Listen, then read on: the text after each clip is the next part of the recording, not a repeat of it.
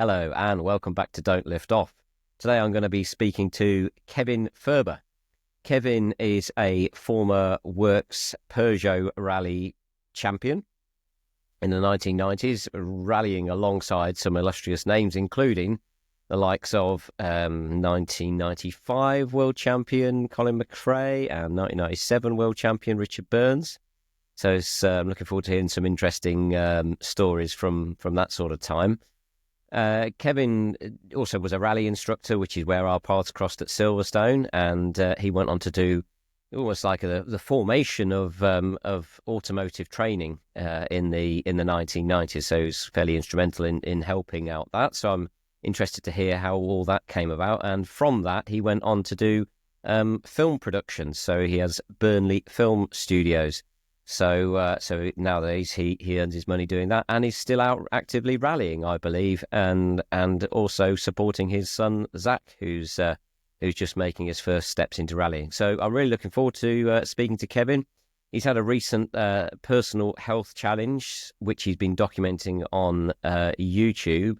So I'm hoping to learn something about that actually, and see how he's getting on really, because that's probably one of his biggest challenges, I suppose. So anyway, enjoy the episode, and remember, don't lift off.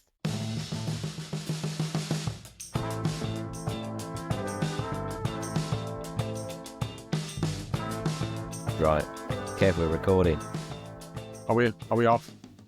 You know, you ever seen Talladega Nights? No. Yeah, with Will Ferrell, when he just starts recording, he goes, "What do I do with my hands?" When I do my hair. That's how I feel when I'm doing a podcast now, Matt. Good to see you, Kev. Yeah, well, we had a chat about this at Chris Wood's party, didn't we? And I'm delighted to help. I do a bit of podcasting, so happy to see you start your journey and be one of your guests. Feel privileged. Thank you, man. It feels like we're on X Factor, my journey. X Factor, my journey. And the interesting part for me is obviously I'm a rally driver, not really a racing boy, so I'm going to try and everything I say, I'll relate it towards racing. But yeah, let's see what happens, eh? Please say roundy, roundy. Yeah. Roundy, roundy. There's roundy, roundies, and there's dirt boys. You said you were starting with a beer, so I'm starting with a Huel vitamin drink. I noticed you had one of them the other day, yeah. What are they like? It's not so much the taste, but the vitamins. And because I'm going through some radiotherapy at the minute, the vitamins have become very, very important. So, yeah, you can do it other ways. You can do it on the NHS, but I'm liking the Huel. Yeah, I heard good things about them. Obviously, they're all over a lot of the podcasts at the moment. They're doing a lot of sponsorship things. Did they advise you on that, on your specialist, to take different, not necessarily Huel as a brand, but in terms of like taking lots of vitamins then? Well, one of the big things I've come to learn about anything to do with cancer is be high on vitamin D. So I've had lots of blood tests for the last 2 years. I know a lot about this now. Dead simple thing. If you want to stay healthy, have high vitamin D. So it doesn't matter where you get it from. It's really cheap. Take as much as you want. You can't overdose on it. It's if you've got too much, your body wheezes it out. But if you haven't got enough, you've got all sorts of immune problems. So it's not the only fix, but keep yourself high on vitamin D when you get a little bit older like us.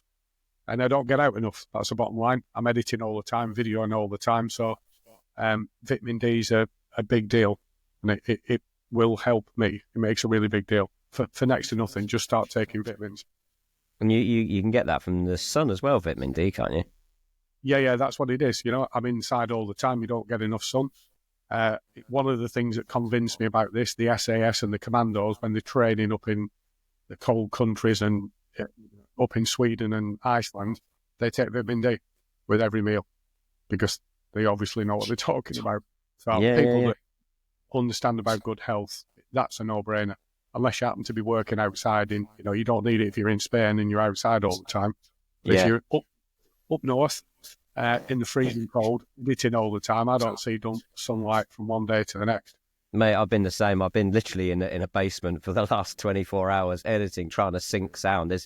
this is, I mean, well, I guess we'll talk about this at some point, but like, editing, post-processing, there's a lot more to it than you think, especially when you're a one-man band, Yeah, and that's what I've done for the last 20 years. And editing, like even my clients, that's the biggest struggle you ever have. We're doing a video. Can you just make these changes and do it tomorrow? And because I'm working from home most of the time, there's no time limit to it. So I do process a lot of my things overnight and work, but nobody has any idea. They just think it's really easy. And it's relatively easy, but it's a passion thing. Most people that edit are slightly OCD and they enjoy that part of it, but it's a big rabbit hole that your average person underestimates, as I did. And then before you know where you are, making a living out of it and then can't get out of it. I enjoy it's funny. It's funny, actually, even though I've been, I mean, God, this is my fifth kind of long form podcast. And I've spent days and days doing it.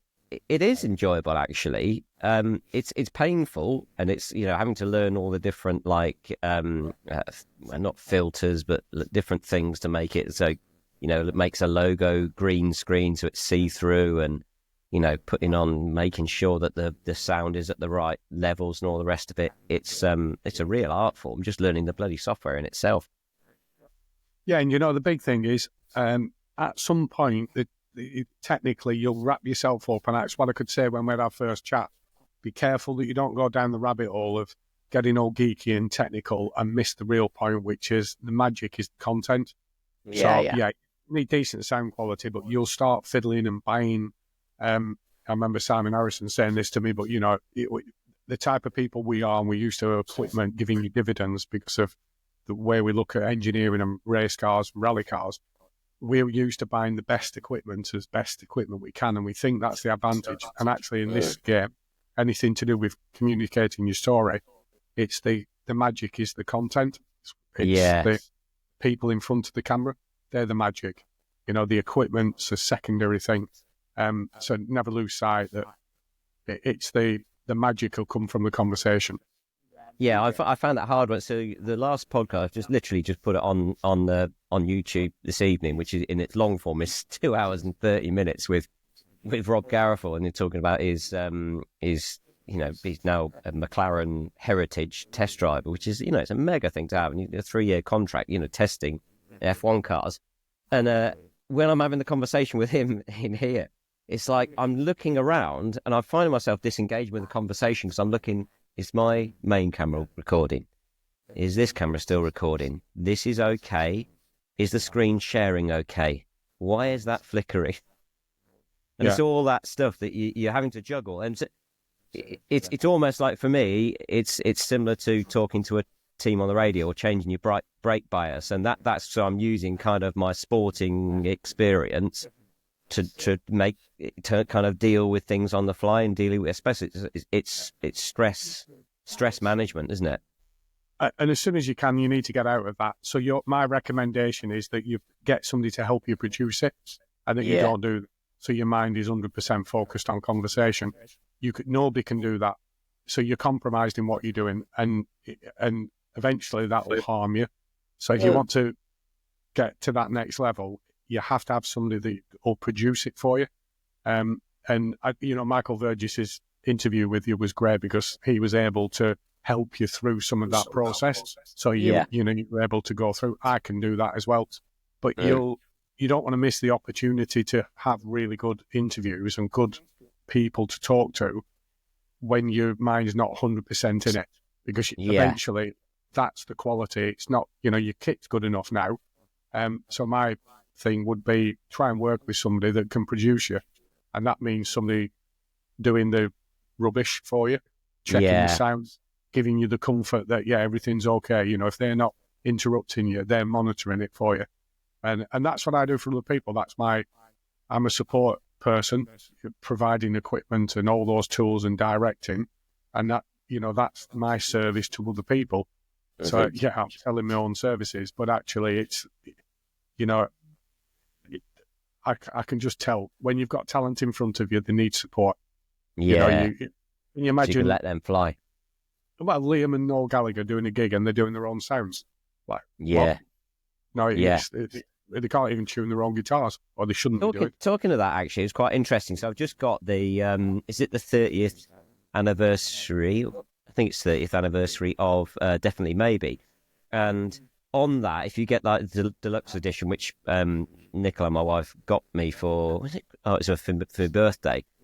They had the original, funny enough, I think it's called Riverside or something like that, because I'm using Riverside as a platform right now, but or something like, or Canal recordings, and the sound of those recordings compared to what was actually released is completely different, and it makes all it because they said, oh, they got this thing recorded, and then they were just like, don't like the sound of this. Let's get a professional producer in, and then they got this guy, I can't remember his name, to produce it, and the thing just sounded completely different, and it went from literally a kind of, you know, a band that you'd see just down at the local, you know, working man's club, to a band that you'd probably go and watch at an academy. Do you know what I mean? It's just, it definitely changed the level. 100%. I have two parts of that story for me. I used to, when I stopped, let's say, being a professional rally driver, the thing I went into in my depression of ending in my professional career was to manage bands. So, and not pop bands, but function bands. So for 6-7 years, I've managed entertainers and bands. I learned a lot in doing that because in effect, I was their manager. But one of the things that I can relate to, even as whatever level this is on, is Oasis, when they look back at what they were doing, they tried 4 or 5 times to pay high-level producers to produce their sounds. And ultimately, they scrapped lots of efforts. Same songs, same music, same people playing it, different ways of recording, studio, live recording, and they couldn't get the sound that they were happy with. And eventually, when they did get it, if you listen to what they were throwing away and what we now know is the song, there's very little difference.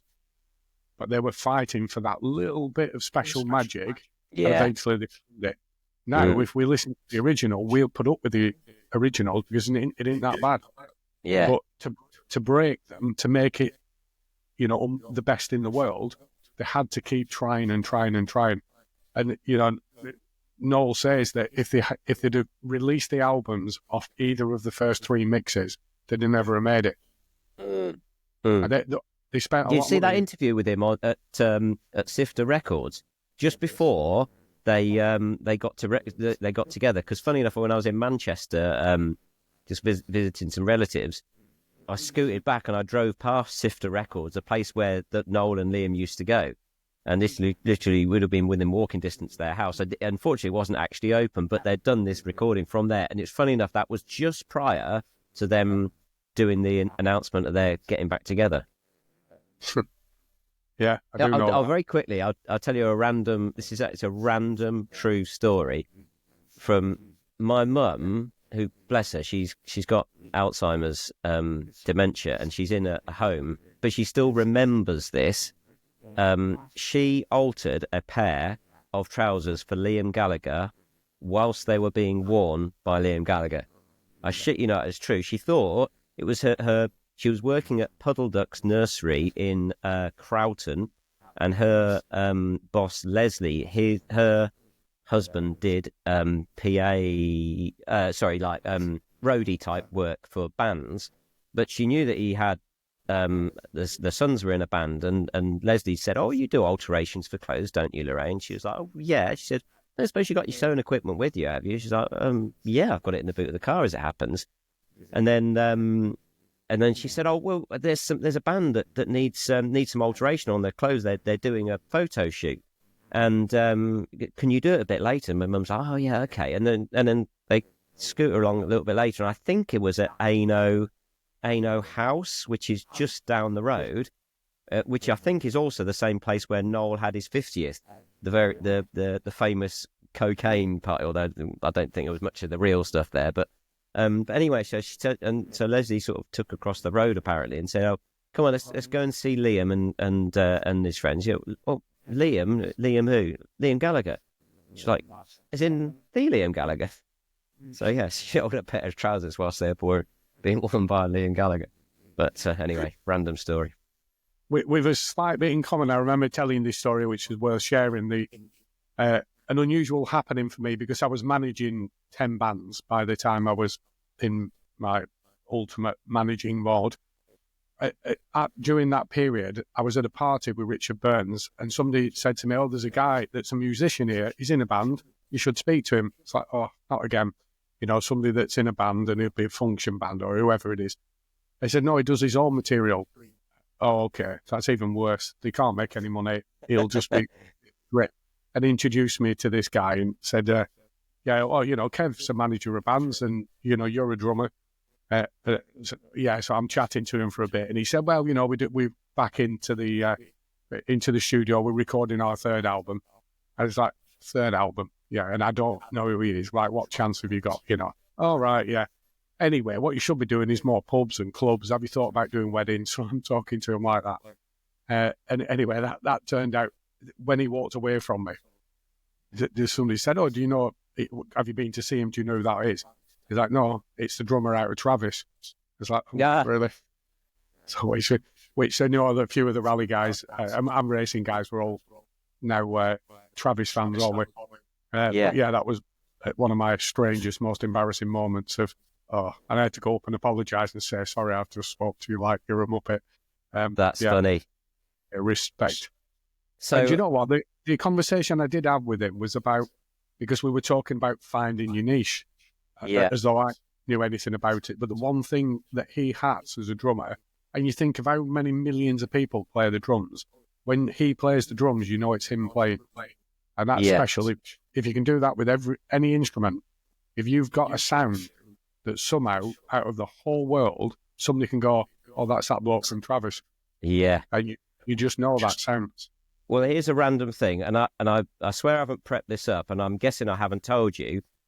The intro to my Don't Lift Off podcast, the drumming is Neil.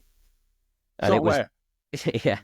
So, and I've kind of, I suppose I kind of got to know Neil, and I'm a massive Travis fan. There's 4 main bands in the 90s. For me, there was Oasis, Stereophonics, Travis, and Blur. They were the 4 main bands for me, and because kind of knew Neil sort of kicked around. I think he knew Rob McConaughey, and I think Rob's dad might have sold him a Subaru back in the day, and then we randomly ended up talking on a pit wall when I was doing like the V2V prototype championship, and I was like, "Cool, he's the drummer from Travis." He's a real nice fella. And then when I had the whole idea of doing this podcast, I wanted like a theme tune, something like kind of, Selfish Gene or, Lust for Life by Iggy Pop, or, and I wanted something a bit rocky. And then so I messaged him. I said, "Have you got anything that he could use, that I could use for a podcast?" And he pinged it through to me. So that theme tone, it's called, I think it's called Miles of Miles. It's kind of a side project of his with his mate called Eddie. So yeah, that's thanks, Neil. You need to get the podcast into the millions, then he'll get a bit of copyright. Not just having the 49 subscribers that I currently have, but everyone's got to start somewhere. Yeah, talking of starting, should we start talking motorsport? Yeah. So like the starting point for me was, Silverstone. Really, that's where we first our paths crossed. It was mainly in like the odd briefing room when Deeksy would be doing Steve Deeks doing a morning briefing, and you'd know the rally boys were normally at the back with their dirty boots. You were always hanging around at the back for some reason. Andy Rowe, Brian Svensson, Miles Johnson, Jason Sharp, and that's where you'd be, and then you'd want to disappear early so you can go and pick up the cones. But you'd been doing it for a while, so I mean, I suppose just tell us about it, or tell me a bit more about you, about your background, about kind of leaving school, how you got into doing rallying, instructing. How did you end up at that place? Yeah, and that by the time I will go back to the very start, but by the time I was at Silverstone, I'm pretty sure I'd already been a champion. I'd already been a works driver. I was changing my career. It was a different thing. So, and being at Silverstone was the early side of it. I'm sure everybody felt the same. Was a real privilege, especially for the rally boys, because it was new stuff. You know, there hadn't been a rally school on that level before, and it was quite a prestigious gig to get in its own way. And especially meeting people like you and people that were made. Deaksy, I mean, the governor is super professional, and as much as Deaksy used to intimidate me, but I've got to know him now. I understand him, and he's a cool dude, really. Was that because he was wearing his glasses indoors? He was so intimidating for lots of reasons. His level of professionalism, he didn't swear in front of people. There was everything. He turned up in a Porsche, and he was the lead instructor for Silverstone. So I thought butter wouldn't melt in his mouth, and he was Mr. Perfect. I've got to know that even Deaksy's got his vices now. And actually, the nice thing I can say about Deaksy is you wouldn't have thought it, but he does look out for he's got a good human heart, and he does look out for the guys. At the beginning, I thought he was very corporate and establishment. And not that he isn't, because he's a very professional guy, but he's empathetic to the other people that are working under him in that case. So, I mean, I've gone off on one a little bit there, but no, I agree with that, and we should talk about that. I think, because it's like, I've had times when I've been running around a lake and I'm in a bit of a dark place, and quite often Deaksy will be one of the people that I'll reach out to, and it's funny. I was talking to another friend who I've got to know a little bit, who's also classes Deaksy as his best friend, which is Matt Kelly. Now, Matt is completely diametrically an opposite type of character. Says what he wants, shoots from the hip, says really controversial things, but the two kind of meet together. And I've had that before about Steve, actually, to be fair, that he's the sort of guy that you just sit and have a 2-hour long conversation with. And no, top geezer. Although he's mad as a box of frogs, but in loads of ways, aren't we all? Super brave, and you can talk really intense and deeply with him. And one thing I'll say about Deaksy while we're doing it, and hopefully he'll listen to this and appreciate it, because I met him when I was filming. He was doing some work. I'm trying to stay away from saying which manufacturers and which agencies we're working for, but we were doing some work, and the word Billy cropped up in conversation by other people that were working. Now, we know that phrase has been used, and I was, one of the originators with that, because it was back to Drive and Survive days. And I'll maybe talk a little bit about those, the first start of corporate and professional people, and calling punters, but our guests, the nickname of Billy, and is you Billy, whatever. And without going too deeply into it, Deaksy, for no reason, just chirped up at one point and said, "That's such a derogatory word to use about the people that are paying our wages. I hate it." And he picked a couple of people up on it and said, "We shouldn't be talking like that about the people that are giving us our wages. They're guests." Yes. And and went into it. And it's like, yeah, you're dead right. There's people, not necessarily the first group of people I know, but there are people that just like to think they're superior to the guests. And I didn't like that arrogance either. And it's like, okay, I get Deaksy now, because we should have respect for the people that are paying our wages, and that's the guests. And if we ever lose sight of that, shouldn't be doing the job. So that professional level, to me, if I hear another instructor anywhere, even if I'm filming, call a guest a Billy or anything that's derogatory, it offends me, because I was one of the originators of that industry. And I think it's a privilege to have the opportunity to all of us to make a living out of guests coming to be trained by us, to have experiences by us. So yeah, the calling them Billy with a smile on your face and being light-hearted about it's fine. But I've seen it where it's cynicism, and we all know it, don't we? There's instructors that are burnt out. We all get there, because I can't instruct anymore. Do you know, I've got to that level. And I particularly like the way that Verge embraced that, actually. And he started like a racing school, like, "You are Billies. We are professionals," or something like that. It's probably a bit more blunt than that. Right, I've got to tell me Verge's story. First time I ever met Verge, Pat Flynn had said, "Have you ever met Verge? You ever worked with him?" "No, but I'm about to go on a 2-week, it could have been 3 weeks, 3 weeks working with him, just me and him, going to Lake Carter in Italy. We don't know each other. We're both professional drivers. We're doing a job for Simon Davison, and it's a prestigious job, and it's a very cool job. And I don't know this guy, but he said he's the Baron. You know, he's pretty cool, but you know, intense. So I turn up. I think at what would be the house that he shared with Robin Liddell at the time. So it's slightly in the middle of the country.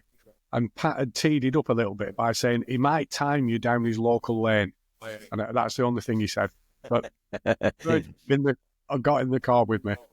I'm taking him to the airport. And so I've come to pick him up. He jumps in the car. He's got his watch on him. He said, okay, before we set off, I'm timing you from here when you go until whenever. And I didn't know where we were going. I thought, he's got to be joking. It's like, but, you know, Virg, he's not joking. So we got timed for like, you know, and he was very disappointed in my time. And I was like, you know, is this real? Like, what do you think I'm going to do? Don't even know you. We're on the way to a job in my car. And he was still like, oh, you're not as fast as people said. And so he judged me by that. There's the roundy banter coming straight out right there. And he's the most competitive person. I've met a lot of people, a lot of good drivers, and he's the most competitive, most intense. But he's still slightly freaking me out. The next bit, we're on the motorway. He said, okay, I've got another test. How long can you keep your eyes closed whilst driving on the motorway? And I'm like, what? He's like, try and close your eyes. If you open up, you know, your eyes before this set time, he knows the record. I have the record. You try it. Like, Jesus, man. So I shut my eyes for like 3 seconds and thought, yeah. Be like, no. And I'm not even going to tell you the number, but it's a big number.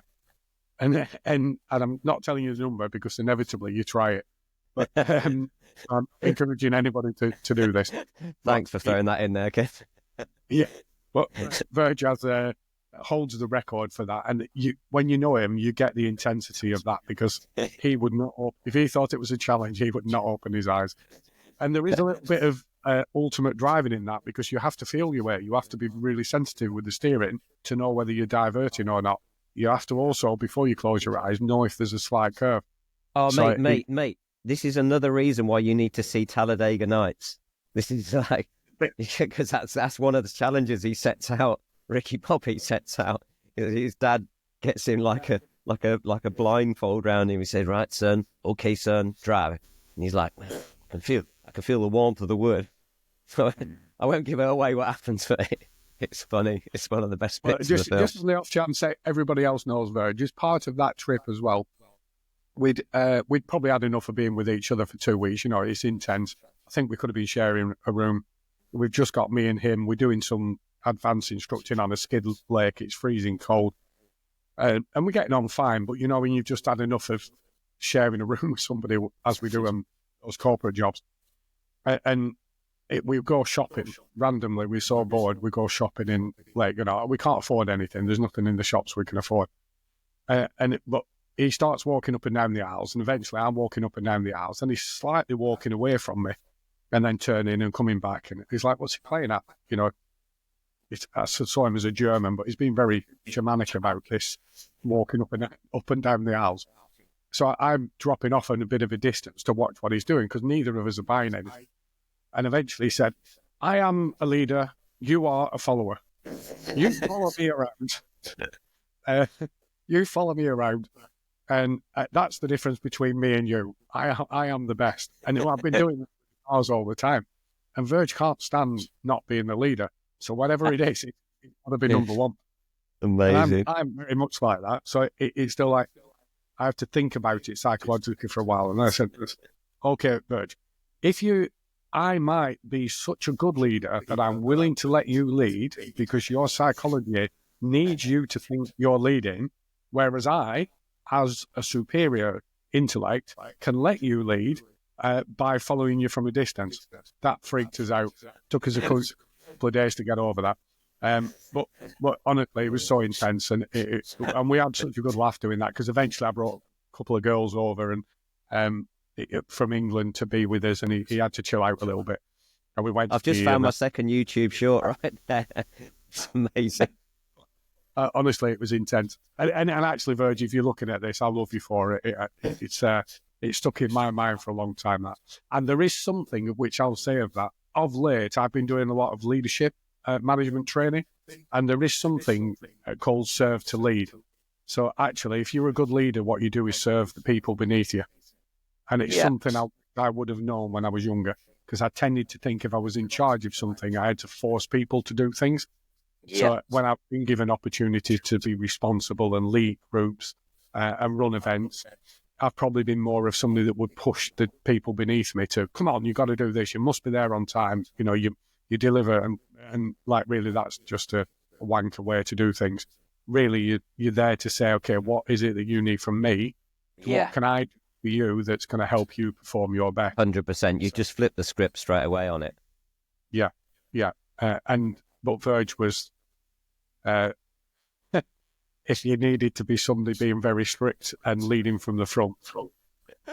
He always did it with a good sense of humour. That was the thing with him. That's what I like about him. In those early days, he was so intense. You know, he's chilled out a bit now, but you couldn't tell. You know, and I saw a bit of not a soft spot in him, because he doesn't have that, does he? But he just needs to know he's a special person, and he truly is. So, and I know quite a few people that are special in the wrong way, but do you know anybody else like Verge? No, I don't. No, honestly, love him to bits. I've never met it. And if he was world champion at something, I'd say, yeah, I know his character, that he's not like anybody else. And if he was being competitive, he would die sooner than let you beat him. So I like that bit about it. The stories I heard from Roger Green, who was the editor of Evo magazine, who was the passenger in the car that he drove over to Nürburgring before he set the production car lap record. It was kind of an unofficial lap record, but nevertheless, it was a car that drove on the road, went on a ferry, drove down the Adno Forest road. The journey to the Nordschleife was as thrilling, I believe, as the actual footage driving around Nürburgring. But I don't know, and he's such a good person. I love it. Right, should we start for my little presentation? I mean, I suppose I've got on here the things that, you know, we can talk about, like, you know, the Ross Huckenhell, Simon Harrison, Higgy. I suppose where do you want to start? Do you want to tell us a little bit about your race? There you go. I nearly went racing background there. You know, your rallying background, your sort of formation. Kind of just give us a brief resume. What the hell got you into rallying in the first place? Was it in the family? What was? Yeah, no, we'll start right at the beginning, because I thought in this podcast I'd do something that I've never done before, which is talk a little bit about my school life, and then that will give a sense of my character to people that don't know me. But I shouldn't forget to talk about those people you've mentioned, because they're big characters that I've met along the way. I love every one of them. So we'll definitely talk about that. I'm going to try and share my screen with you now and start at the beginning. Share screen. I'm going to eat chocolate in the meantime. Cheers, Paddy. There we go. So that's me and my sister. Obviously sporting a really good haircut. Which one's which? So, it's a good point. Good point. I'm the younger one. And then I went to school. So you probably get frightened with how early I'm going to start this, but there's a reason for it. This is one of my few school books that helped change my life, really. And it is a technical book, because eventually the only CSE I left school with was about motor vehicles. And that's my workbook that I happened to find. So I'll just stop sharing for a sec. To talk about that, I had to say this. I'm so old that we're going back to the 1970s, that anybody that went to school, in our school, our senior school, that had any form of challenge in education, which now we'd have lots of names for, but anybody that had any form of challenge in education went into the bottom two runs of our school, of every school year, and you didn't change. So now the format is that usually within each class you've got people learning at different levels, but then they just put all the dunces in the bottom class, and then they all got treated a certain way. And I was in the dunce class, bad word to say, but it was technically known as the remedial class. But the people that were in there, and especially when I look back now, there was a mix of people in there. Some were bordering special needs and serious learning issues. Others were victims of domestic violence. Some of the girls were clearly being groomed when I look back. Some of them were ADHD. Some of them were some of the lads, abusive households. They would pay no attention and they were naughty. Some of them, like me, might be classed as being dyslexic, or, like I say, ADHD, or anything else that you would now give them a reason to why they behaved the way they did. But those two forms that I was in became my little army of people. And in the end, because I was probably the most intelligent, well, that's bad, I was the most academic of the people that were in that form. But I still had my issues about spelling. And because if you didn't spell them, the reason I was in there is because of struggling with spelling, you couldn't get out of that form, so therefore you couldn't do maths. You couldn't. I wasn't allowed to do science or chemistry. So there's a real challenge for me at that in school. But also I became a communicator because I learned to communicate with this rough tumble group of people, and I also became partisan to authority because I could see, even as a kid, I knew that it wasn't right how some of these kids were being treated. Yeah. And so I often caused rebellion. And part of that rebellion, and I was usually the leader of it, I've got to say, and not because I was the most naughty, but because I supported people, because I couldn't how they were being put down by people. So if anybody in any of the more academic forms wanted a fight, I'd make sure that we had respect in the playground, let's say. So from that point of view, I learned to fight authority, and I learned to stick up for myself and everybody else that was part of my group, and that manifests itself in that way. But I also, like within that, towards the end of my school, so the last year, I was the first person in Lancashire to be diagnosed as being dyslexic. And therefore, I got a bit of a break, which meant I could come out of my English class and I could do other things. So I could do metalwork. Yeah. Our class wasn't allowed to do metalwork. We weren't allowed to take any CSEs. But the one thing that had changed is I could go and do motor vehicle technology in college. And because I went to the college, I didn't have to spell kinetic energy. I did a project on kinetic energy. I wrote it down, spelt it wrong, and still got an excellent mark. Because by then I was racing go-karts at school anyway, and I understood what kinetic energy was. I could strip an engine down. And the other kids that were academic around me didn't know those practical things that I knew. Plus, as long as I wrote down what kinetic energy was and, forward motion turned into heat and things like that, it didn't matter whether I spelt it right. I just had to communicate it. And at that, I was really good. So I got the top marks in my form for that. It's funny, actually. Sorry to interrupt. There was my dad had a garage, and one of the guys he employed actually was an ex-Ford mechanic, by the name of Gary Kilpack. And hopefully, Gary's my friend on Facebook, hopefully he'll watch this at some point. He was the best mechanic that I would say he employed, and he was heavily dyslexic. And he used to get a bit of ribbing for it, because, we don't really understand it then, and that's a piss-poor excuse, I know, but, we used to rib him a little bit. But in terms of what he's achieved since, he was a road car mechanic. He'd done a bit of racing. He's still got, I think, a Formula Ford 2000, because he'd raced Formula Ford 2000. He was said as a young kid, he was very good at pulling stuff apart and putting it back together, like lawnmowers and shit like that.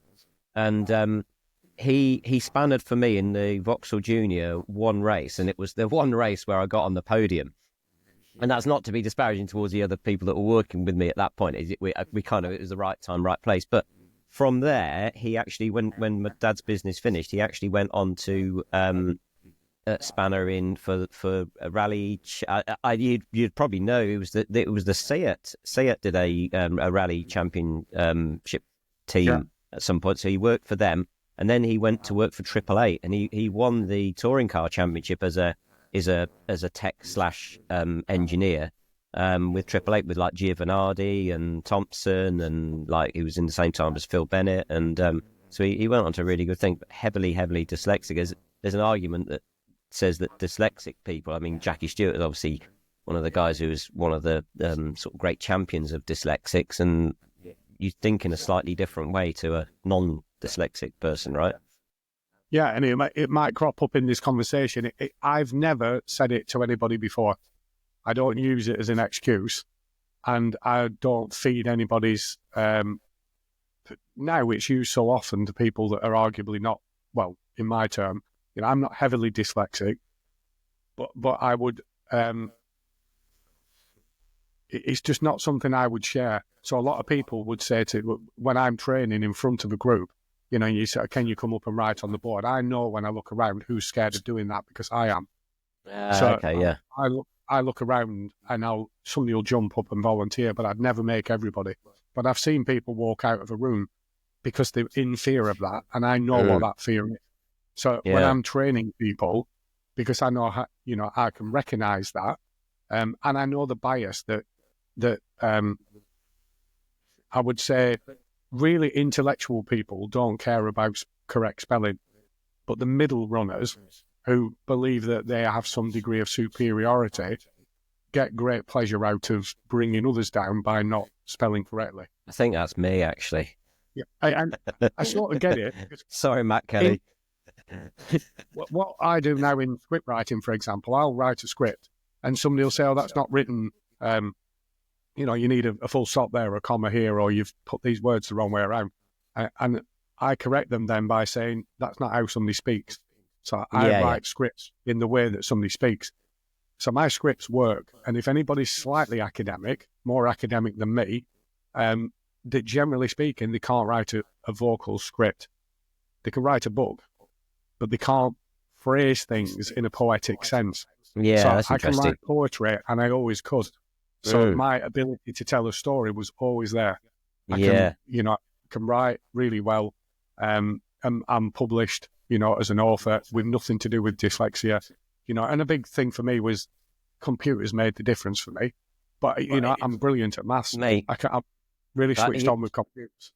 So one of the things that, and I've never been officially diagnosed with this, but you ever heard of dysgraphia?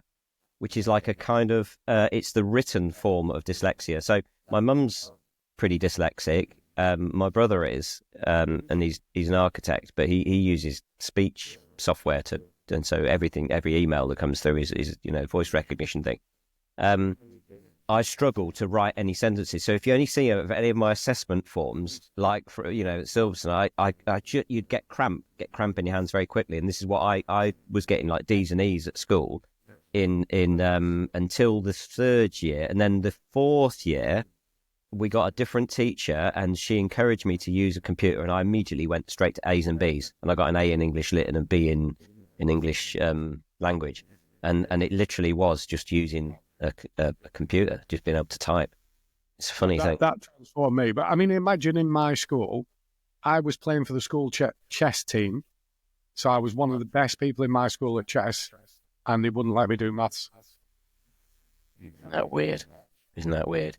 Well, fast forward to in terms of where that got you in terms of the competition thing. Where did it go? Did you think that had sort of a relevance to what you ended up doing in competition? Or why you went for competition? Not why. Well, in a sense, it did, because my parents' way of dealing with my lack of academic success were to encourage me, even though we had they knew nothing about motorsport. I liked the idea of going go-karting, and I wanted go-karting, so I saved up and did a milk round and bought a go-kart, and then I had to wait another 12 months for an engine, and I had such a passion for it. Eventually, my mum and dad funded it, and we went go-karting, and that karting transformed me from the school, from being in that class that was very much looked down on. I was the only person in my school with a go-kart who was racing, so my self-worth became high. And as long as I didn't, but I had this thing of, then somebody might say, oh, come and do a presentation, talk about your go-kart, Kevin. Right, can you just write this down? Like, no, So you learn your communications to start to manipulate adults very quickly, because you certain things you have to manipulate yourself out of. And I can remember one where first time I ever wrote a cheque for £1,000. I couldn't spell the thousand, and the post office, and it was a lot of money back then. It was only 16, and I wrote it in the post office, and she did it about my signature and said, "You need to spell thousand correctly, or we can't cash the cheque." And I was so embarrassed. And then when eventually I had a little card in my checkbook with all the words, and I copied it, I took it back, and she said, "Your signature isn't legible enough." So I then had an argument about it, stood my ground, got the manager out, and the manager said his signature can be anything. It doesn't have to be legible. And I said, yeah, and thousand doesn't have to be legible either. So I got my money. And it's like, but that thing of authority where it's my money, you know what I want to do, but you're holding me back for something that's, what difference does it make whether I spell thousand wrong? The money's my money. Yeah. What right have you to stop me from getting my money because I can't spell that money? Do you know, and like holding me to ransom. So anything to do with unfairness like that, if I see it, I do think it's really good in a sense of, I do communicate in different ways now. I know where to hold my own. I know when snobby prejudice of academic is being thrust upon people to downgrade them, and I spot that easily. I also spot the characteristics that make dyslexics good, and in my sport, that having a vision is easy for me to do. There's a couple of things we can talk about talent, but also I've got a memory for roads that I thought everybody had, and I'll tell the story about it. But you know, once I've been down the road, I'll remember it forever, no matter where it is. So I could, if I've only ever been once to somewhere in France, if I go back to it, I'll know it, and I could probably draw you it from a 3D point of view. So I can see everything that I do in a 3D image. So you'd have been a co-driver, Kev. Or would you disagree? Do you know, that's a really good thing of what a co-driver is, and it isn't that. It isn't. Woody is a robot in a car, and it is. Yeah, you don't need a vision as a co-driver. What you need is fact. So you deal in facts. The visionary is the driver, because he deals with guessing what's coming, not knowing what's coming. And it's hard to explain that, but, you know, I can, in a car, I'll talk about it when we go through it, but, you know, smells, I can smell grip in a circumstance. Let's do that. Let's dive into what you've got, because that was an interesting kind of with a brief pre-con, you were showing some of the ditch hanging and stuff, and it's the age-old question of difference between roundies and dirt boys. You know, it's completely different discipline, although it's four wheels invariably, although sometimes it is on three, maybe two. Just run through. Well, go through some of your stuff then. Show us what you've got. I'll just finish off as well. Tell a story about Stig Blomqvist meeting him one day at rally school at Rally Drive, and he was about to do a little circuit called Oliver's Mount up in Yorkshire. Do you know what? I ran round Oliver's Mount about 12 months ago, and I'd never been there before. I heard all about it. I actually did a run round it. So we compete on it in rallies. So I'm meeting Stig Blomqvist. He's doing a classic rally. By now he's 60-odd years old, but he's done the World Championship, been World Champion. He's done all sorts of stuff in his life, never stopped driving all his life. So he's done millions of miles in competition miles. And he's going to do Oliver's Mount as part of the rally, and he's come to a test at the rally circuit. So he's talking with Bjorn Voldergaard as well. And Voldergaard, same thing, world champion, done all sorts of world stuff. And we're talking, said, in the forest rallies that you might remember, you know, we knew it. So, but you're doing Oliver's Mount. Have you done Oliver's Mount? You know, do you know what it is? And they both looked at each other and said, yes. And then Stig started talking and saying, it starts on a little uphill and it goes over two flat crests. Hairpin right, you go up, it narrows down, then downhill, very slippy under some trees. Yep, hairpin right again. Then it's flat for a little bit. Yeah, that sounds like you know it. We don't need to give you any advice. Then we're just talking and said, when were you last there, Stig? He went, so once in 1983 on Network Q Rally. And it actually was Cartel Rally. But it's like, really? Of all the millions of miles, he described it almost as well as I. And at that moment, it's like, yeah, he's dyslexic too. And I've heard Stuart speak, and I can, even if he never said anything, I know, because I know what's in his mind. He speaks the same. So, you know, when people have got that degree of detail, usually they're not academic. That's interesting. And I think just a brief one on Jackie Stewart. There was one race at Nürburgring he did when, I mean, yeah, he was on better tyres than him, and I can't remember his teammate at the time, Mike Barker, helped me out here at some point. And he finished, and he was finished the race, won the race on the podium before the next, I think either the second or the third place guy came through. And it was a very foggy race, very rainy race, and he just knew the circuit better than anyone else. Just knew it, you know, because when it's thick fog, it's like you've got to do it from memory virtually, haven't you? It's like you don't know where you are, but if you've got that basic understanding of exactly where it's a slight turn or whether it's a slight drop, or fascinating. Yeah, and that, you know, some of that is, I think the difference when we debate about natural talent or what it is, I think what most people describe as natural talent comes from the dyslexic part of your mind. It comes from dreaming and thinking, and it comes very naturally for people that are dyslexic. If you're an academic, you have to work at it. It's a different thing. Not to say you can't do it, but there's very few academics that are. I mean, being a racing driver is more academic than being a rally driver. But I would still, we know the difference in. We could probably debate in Formula One who's the most dyslexic driver because of how they drive. It's the ones that have a vision for 2 or 3 places in front.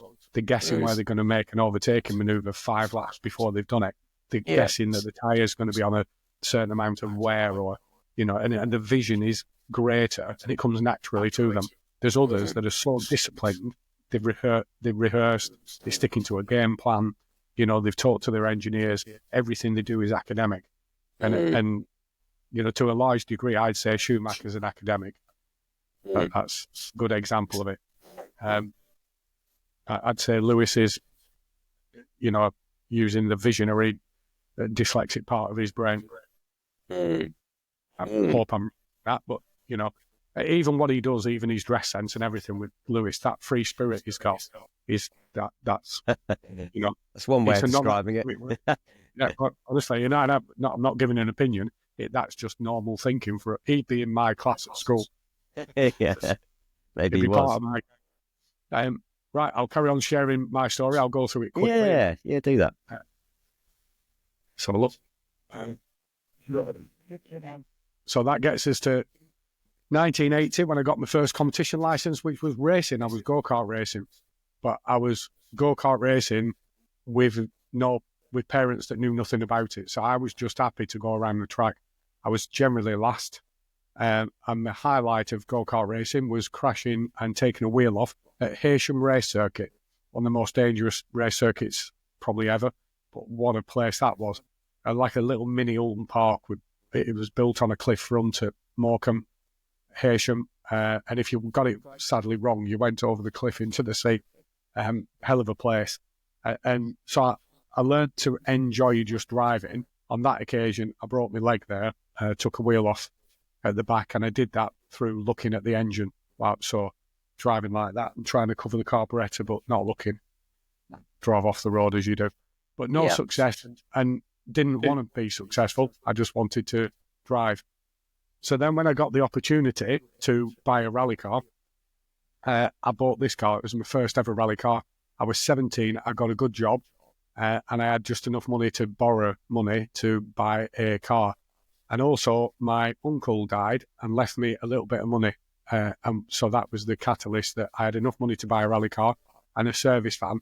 And then the big thing that I decided to do, that's at Oulton Park, obviously, it's one of the first rallies I did. And probably as a racing boy, you'll be horrified with the tyres and the dirt. You're putting shit all over our nice tarmac. What are you doing? Yeah, it gets worse than that. I'm going to show you abuse of more racetracks later.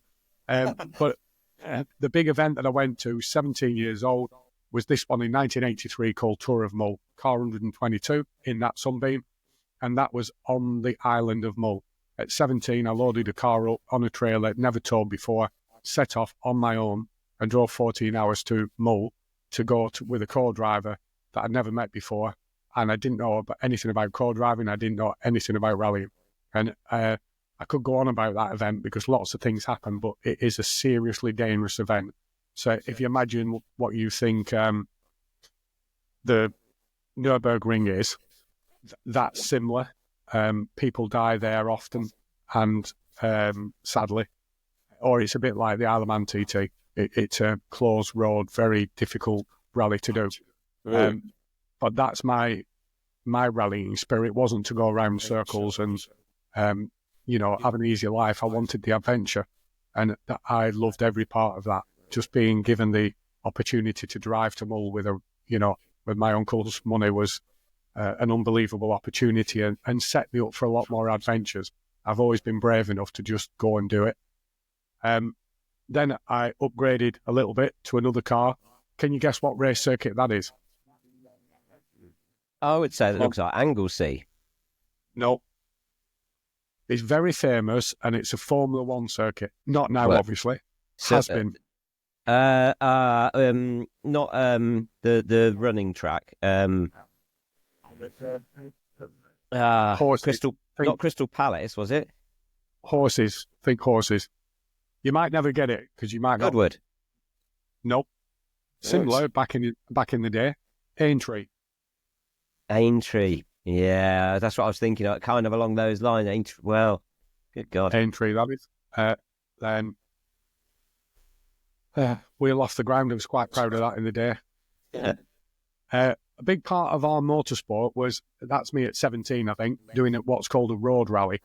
The guy that's co-driving for me there is the person that helped me get into serious motorsport, because with a reasoning behind this, you asked me how I got into motorsport. On my way to work one day in my Marina van when I was 17, I had a bit of an altercation with somebody in a Mini, and the Mini was a rally car. And he slightly run me off the road, so I got back on the road and then run into the back of him. So we had this bit of a road rage incident. It ended up that somebody in his car knew who I was.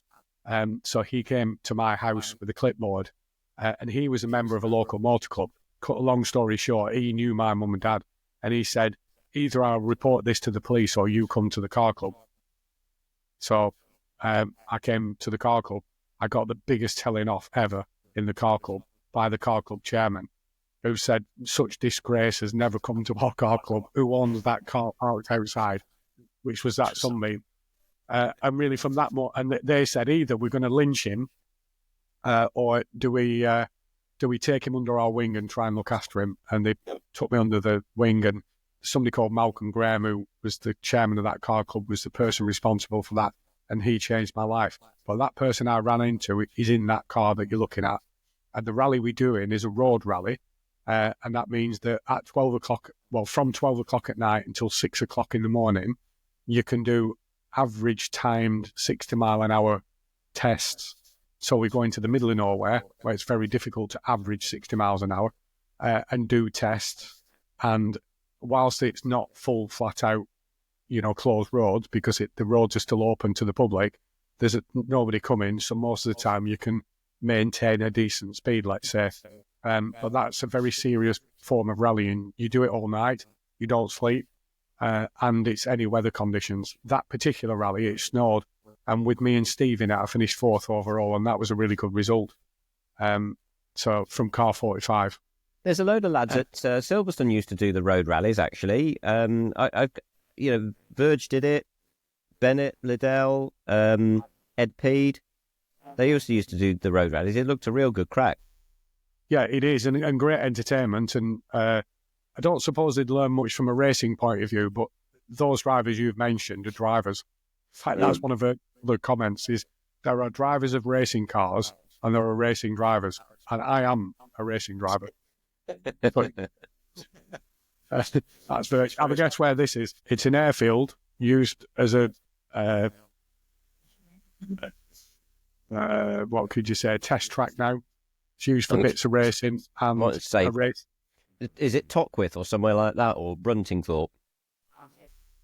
Very close. And it ended up where I did this as a one-off rally. I ended up feeling like I'd spent half my life there eventually, because it's Blyton. So Well, Blyton couldn't think of the blooming name. I was thinking Elvington, but it's not Blighton. Yeah, Very Blighton close. Park. But I did it as a rally, then spent half my life there.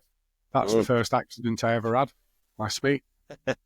That's the first sponsor I had when I was an upholsterer, and started to take things a little bit seriously there because I've got a sponsor on the car. Then I had to, when I'd taken things seriously, there was an opportunity given that you couldn't earn any prize money. I mean, I had no real money to go rallying.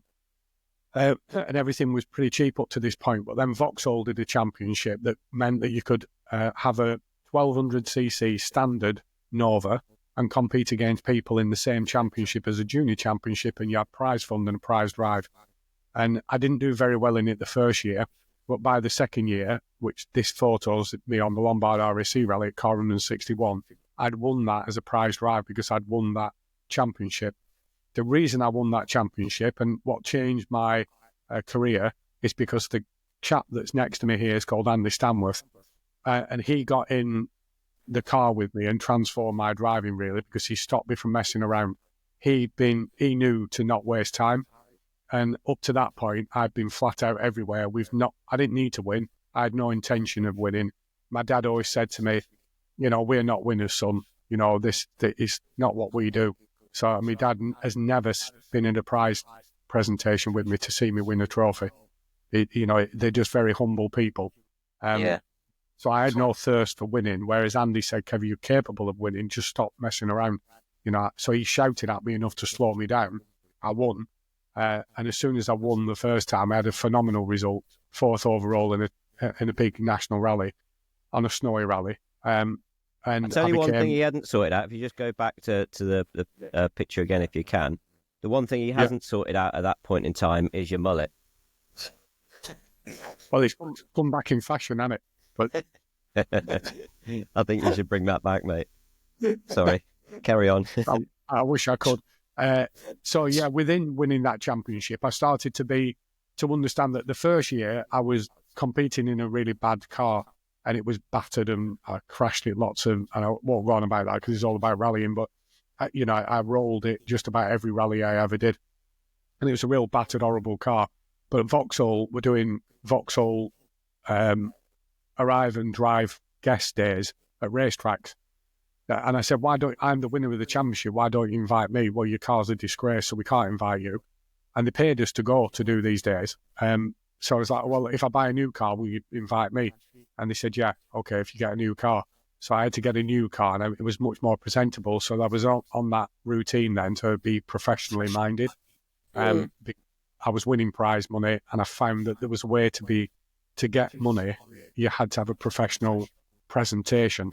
So that started. That's me first ever suit I had, my first ever big prize fund, winning the Nova Junior Cup at £1,000. That's me doing CVs. God, I wish I was that thin now. And trying to get sponsorship. Then, I'll cut a long story short, the biggest prize, I was lost for a few years. I did lots of rallies. You'll see various photos. For sort of 2 or 3 years, I just did rallies for fun.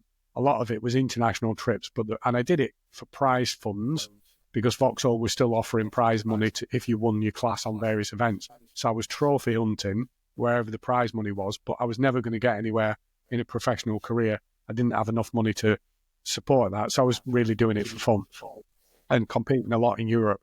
But then it all came together when Peugeot announced the Peugeot Challenge, and they offered £100,000 prize fund, and it was roughly costing us about, say, £15,000 a year to compete in the championship, so you could pay for your year. And on top of that, you got the opportunity of a work drive, which money can't buy. But if it could, you're talking about £250,000. So serious stuff in rally so what terms. Sort of year was this? 1989. Was that when Mick Linford was running Peugeot Sport at that point? No, it's before Mick. Right. And it was run by somebody called Des Adele, who was team principal at Peugeot at that point. And Des had won the World Championship with Talbot. He's done all sorts of things. Found the Henry Toivonen, who's the best, fastest young driver to have ever won the World Championship. And he's done all sorts of things, Henry Toivonen. But Desi's dream, as he said it, was to find an English world champion, and there'd never been one. Right? So Yeah. he put a lot of money into it. But when he put money into it, he put his character into it, and he's a hell of a character. So, for example, within the first years, he was rewarding the drivers in the point system by who was fastest on the individual times, not the ones who were most reliable. Wow, that's proper. But in fact, in the early days, this is a 309. And he wanted a 309 to win the championship, so I got a 309 together. The long story behind that, because I was probably the most experienced person doing this championship.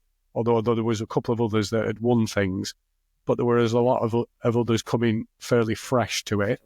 But there was previous champions. But I think the age you had to be 24 and under, and I was 24. So I was in my last chance saloon. And there was a couple of us like that. We'd won serious things. I was a Vauxhall champion. I was a junior champion. I'd done Europe. I'd won lots of things, but just never had this opportunity. So this was the next level. But I was trying to win it in the car they wanted to win, but they would let you do it in a 205 or a 309. And I came up against somebody who was my equal, called Paul Franklin, who was doing it in a 205, and the 205 was faster, only marginally. But if I give you an example, during that year, me and Paul did an international rally in Ypres, and after 100 miles, we were on the same second. So we've been competing for 100 miles on identical time. Wow. So, you know, the realization for me is I couldn't win in a car that was 100 kilos heavier and just less power and a lot of things not going for it.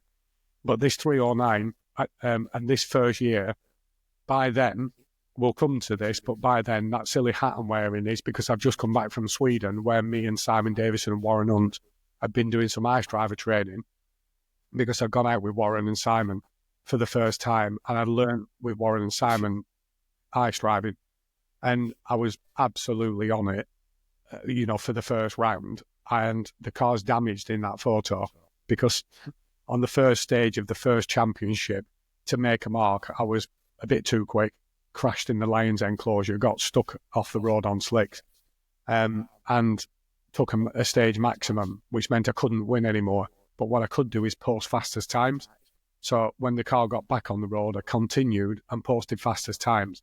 So Paul Franklin won the event, but I got faster times. So we were still in the championship for the running, but it was already from stage one, I'd made a silly mistake, really. And that was because I'd taken it so seriously, this last chance saloon. I was a bit weak psychologically, if I'm honest. I was ready to win. But in that, whilst Paul was doing it, I also posted a time on that event 35 seconds faster than anybody else. So to give you a clue that when I was on it, I was on it. But then the very next round of that championship, the first year, I need to tell this story. By the second round, it's me and Paul fighting for the win again. And I'm behind Paul going into the very last stage of this rally. We're doing incredible. The two of us together are fighting like mad. We're really close. I think I'm 4 and 9 seconds behind him going into the last stage. And I've got 11 miles to try and claw back that time. I think from memory, I beat him by about 11 or 12 seconds, had a fastest overall stage time and won the event. When I went to scrutineer him, the scrutineer looked at my car and said, "You've got an anti-roll bar link missing off the front of it. That's an advantage. You could be excluded from the result." I'm like, this is ridiculous.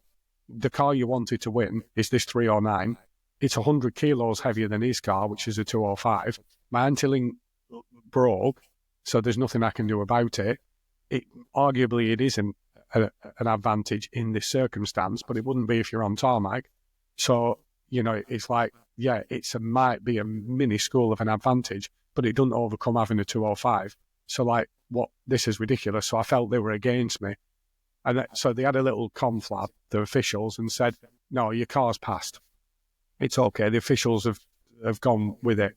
And then somebody from Peugeot, who went on to be really high up in Peugeot and Ford Motorsport, actually, but came over to me and tutted. and because of what the other officials had said, and he was representing Peugeot. And so when he tutted, he sort of looked at me and I went, what are you tutting at? By then I'd had a bit of champ. I was like, what are you tutting at? This is why I said about the dyslexic naughty kid, really. And he sort of went, well, and pulled his face and turned away from me. And I said, hey, if you think it's wrong, ban me. I'll tell you what, I fucking dare you to ban me. Try it.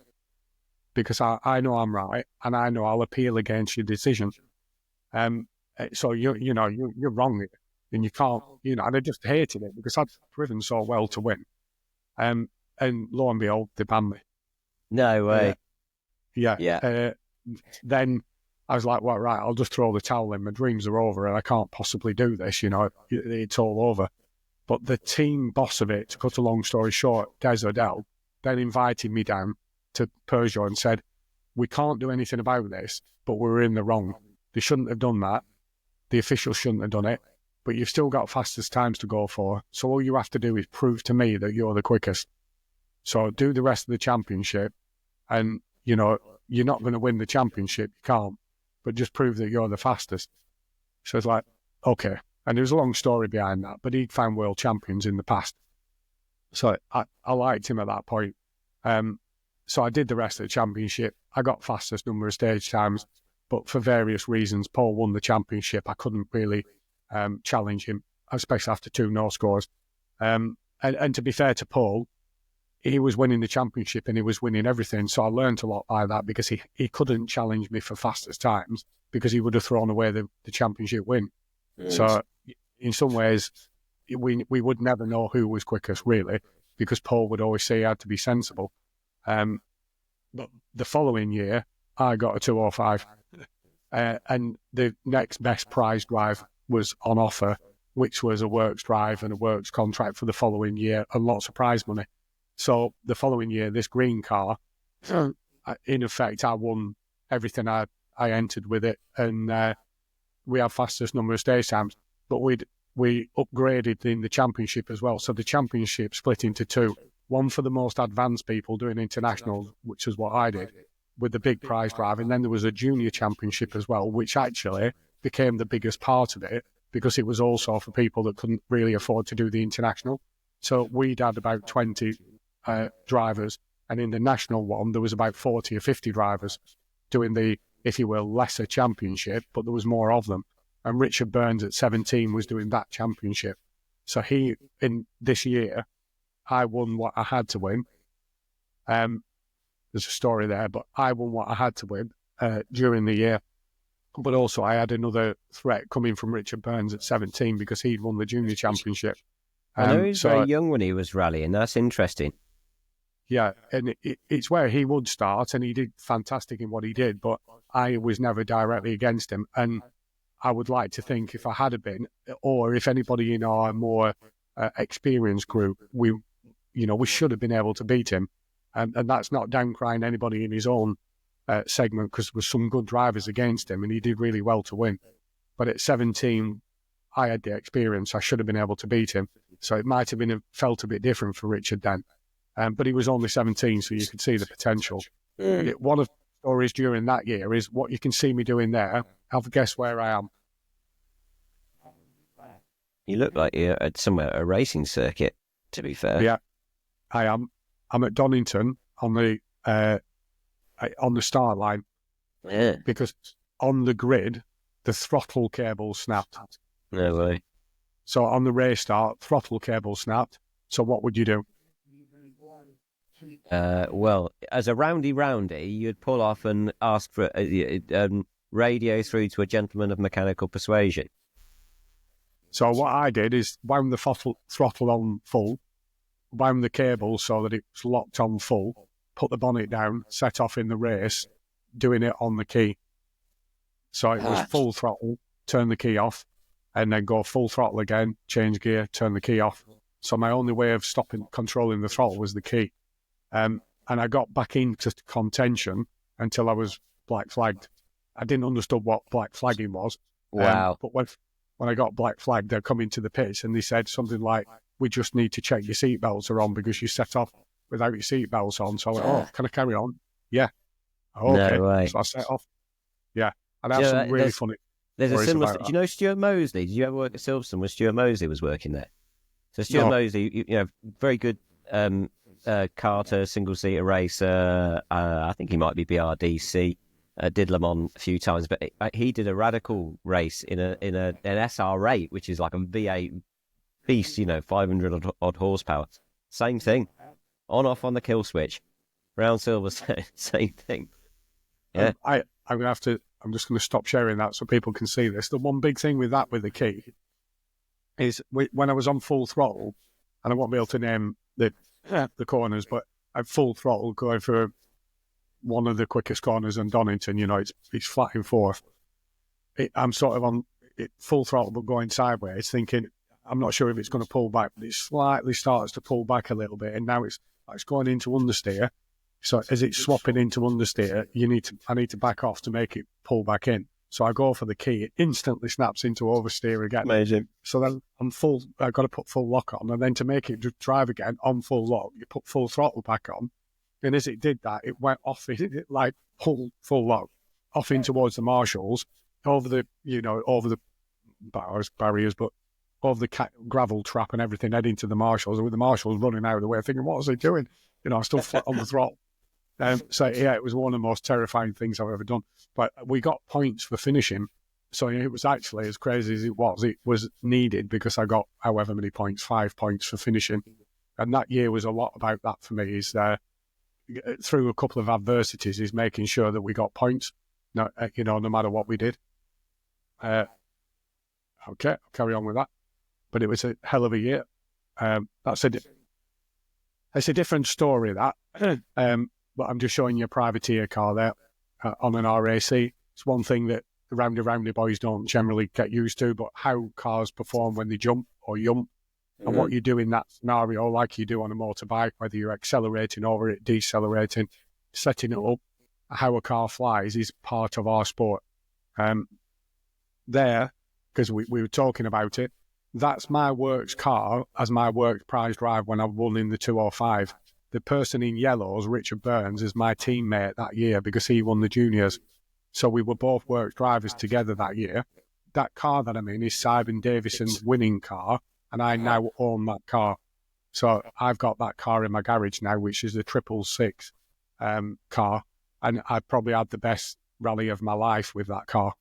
Here's a nice little cue. So I didn't want to tell you about this from the start, but I sent out a few text messages to people like Cy Davison and Lionel and Woody, Chris Wood. Said, what questions can I ask Kevin? This is probably year-wise, this is not going to correlate, but I'll ask you this now, actually, because it's good for good comedy value. So I said, what questions will I ask him? So Simon Davison, I'll read this back to you. Ask him why he wasn't as quick as me in the Works 1.3 rally. Yeah. Do you want me to answer? It's very debatable, but what we did, identical cars, we both did Hib Rally that was, it's the best rally in the world. It's the Network Q Rally or Lombard RAC Rally. He did it in 89 in the same car as me, finished 20. I'll give him his due, probably finished 22nd overall. That's 22nd overall in the world in a 1300cc car, Group A car. And when he did it, it was 100 miles longer than when I did it. So I did it the next year. I did an incredible result, finishing 23rd overall and winning the class like Simon had, but I did 100 miles less.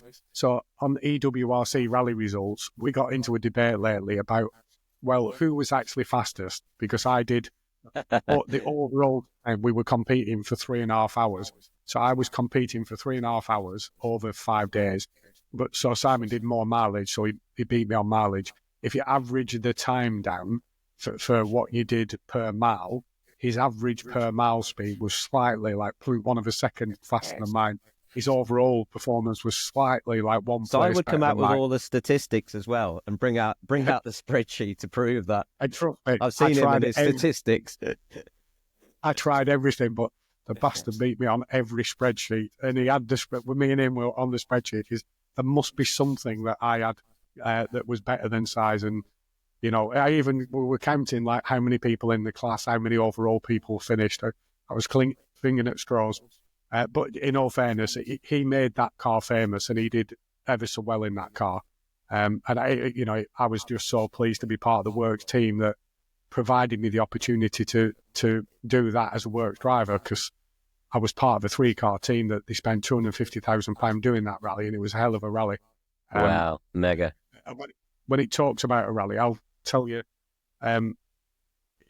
what it was like to be a Works driver. So that's the big thing.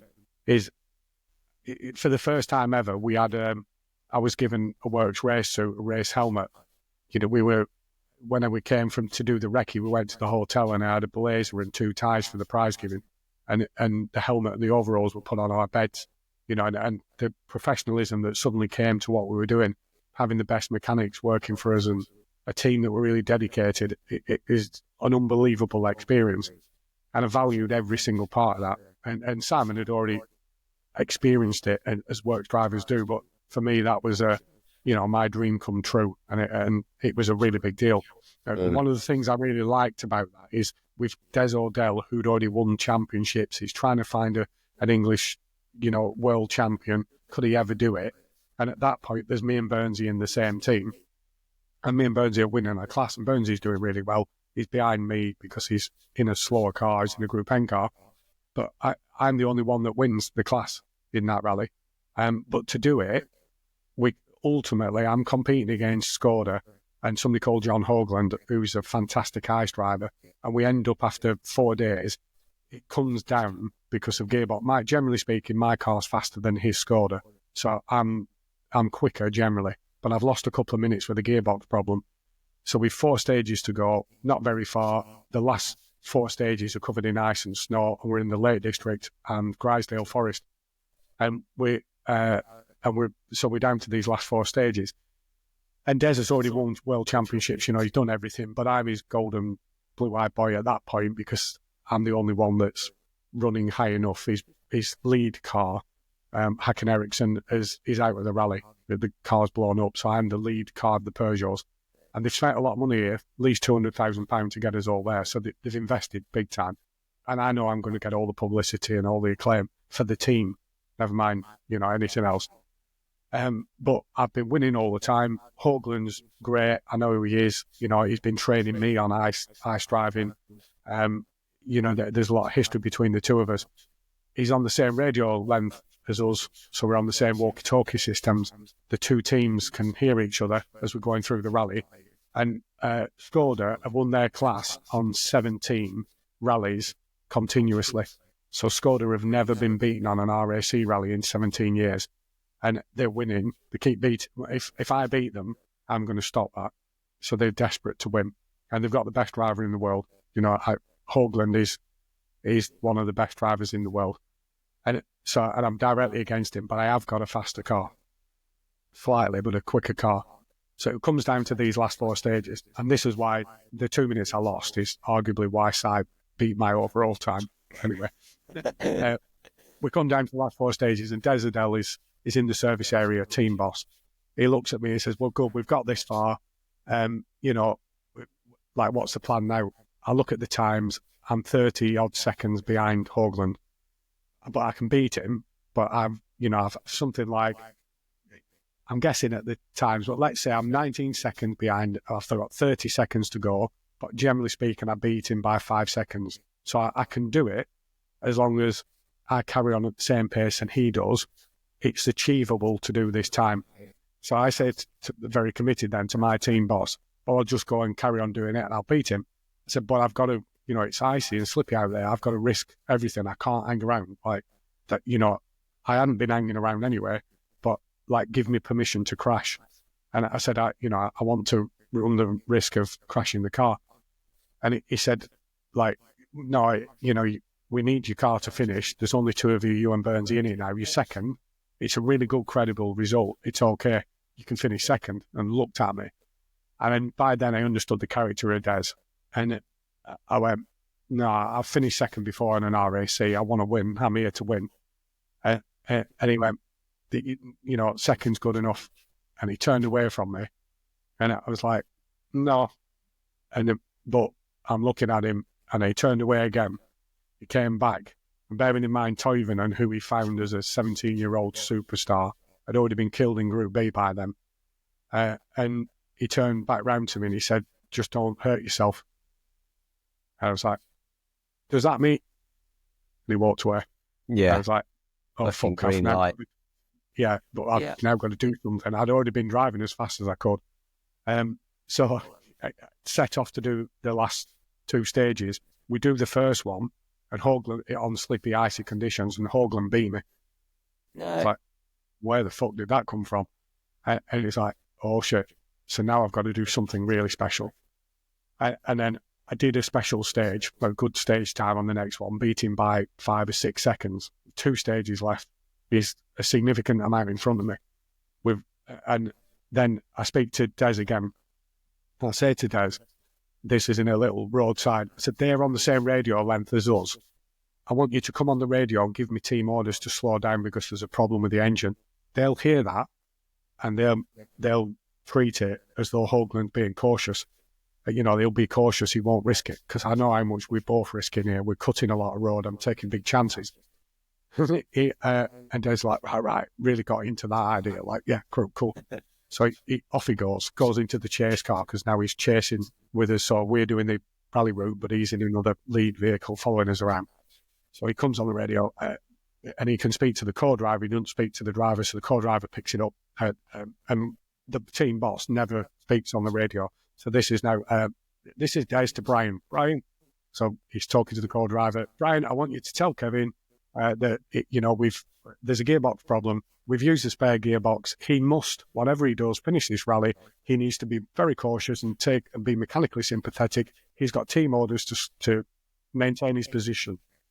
And so Brian's like, okay, Dave, over and out. Put it down. Next thing, comes back on. Brian, yeah, I'm not sure you understand this of this. Put Kevin on. I listen. Yeah, Des. This is Des. And gives me a proper bollocking this time. To the where we put the radio down and thought, I'm not sure if he means it. Like, I'm really not sure if he meant that second part. So we then and this all comes down to a stage in the Lake District that I've done as a youngster, and I know this stage. I've the memory. I've done this stage before. I know most parts of it, and I know in about 2 miles there's a gate post that's got a caution. Hoagland's done it before, but he's Norwegian. His chances of him knowing it like I do. So I've got an advantage here. So we're on the stage start, and I'm visualising it in my mind of which gears and where I'm going to go. And I've actually never done it in this car, but I've visualised every part of it. And I know this gate post that's a caution, that if you don't get it right, you hit it. But it's a 4th gear to go through a gate post, and then you go hairpin right, hairpin left, and you don't have much time to slow down. 4th gear through a fucking gate post. Sorry. It's 80 miles. But the key to it, from years before, I've been told by somebody that, when in the pace notes the organisers give you, when they say caution gate post, it's because you're going to potentially die if you hit it. And what it means is there's a gate to drive through where they close it in the forest. So it's the width in the road is narrowed by a gate. So you've only got the width of the car. No escape. So it's something the organisers compulsory put it in so you don't get killed. And most of us behave ourselves when it gets to that point, because you drive through it, then you carry on. So it's like, right, I'm going to go flat out through this gate post, because I know it's the one area where he'll slow down. He has to, and if I die trying, I'm going to die there.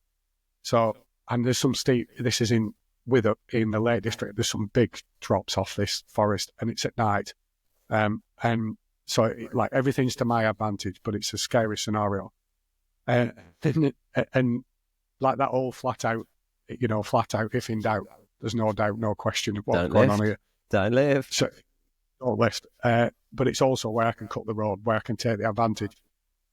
So we set off. I do 1st, 2nd, 3rd, 4th. I'm thinking about the gate post. I'm visualising it. Get down the straight in 4th gear. I'm coming towards the gate post, and my eyesight starts to go.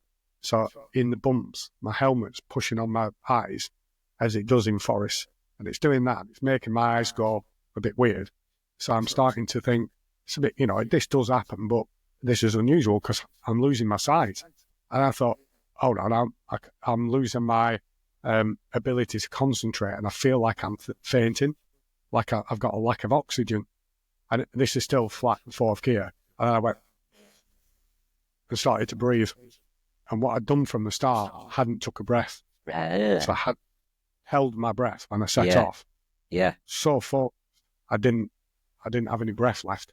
So I went, started to breathe in sheer panic, really. And I was straight through the gate post, flat out, still trying my best to grab my breath.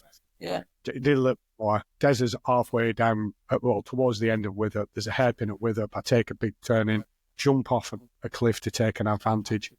It come to the end of it. We beat him by 19 seconds. We're now in the lead as far as I can remember. We're 2 seconds in front of something. One stage to go for the final stage. And we're looking at each other, me and Johnny, at the end of it. It's like, yeah, you know I'm going to be faster than you. And we know each other. So it's like, yeah, this is my home ground. Like, I am going to go flat out, no matter what, Johnny. And he's like, yeah. And I've just got to play the long game. And we don't know whether that he's going to go flat out and risk it. I don't think he's going to do that because he's a mature, sensible driver. But his benchmark is really high. So to win, I've got to beat his benchmark. But he isn't going to drive beyond that.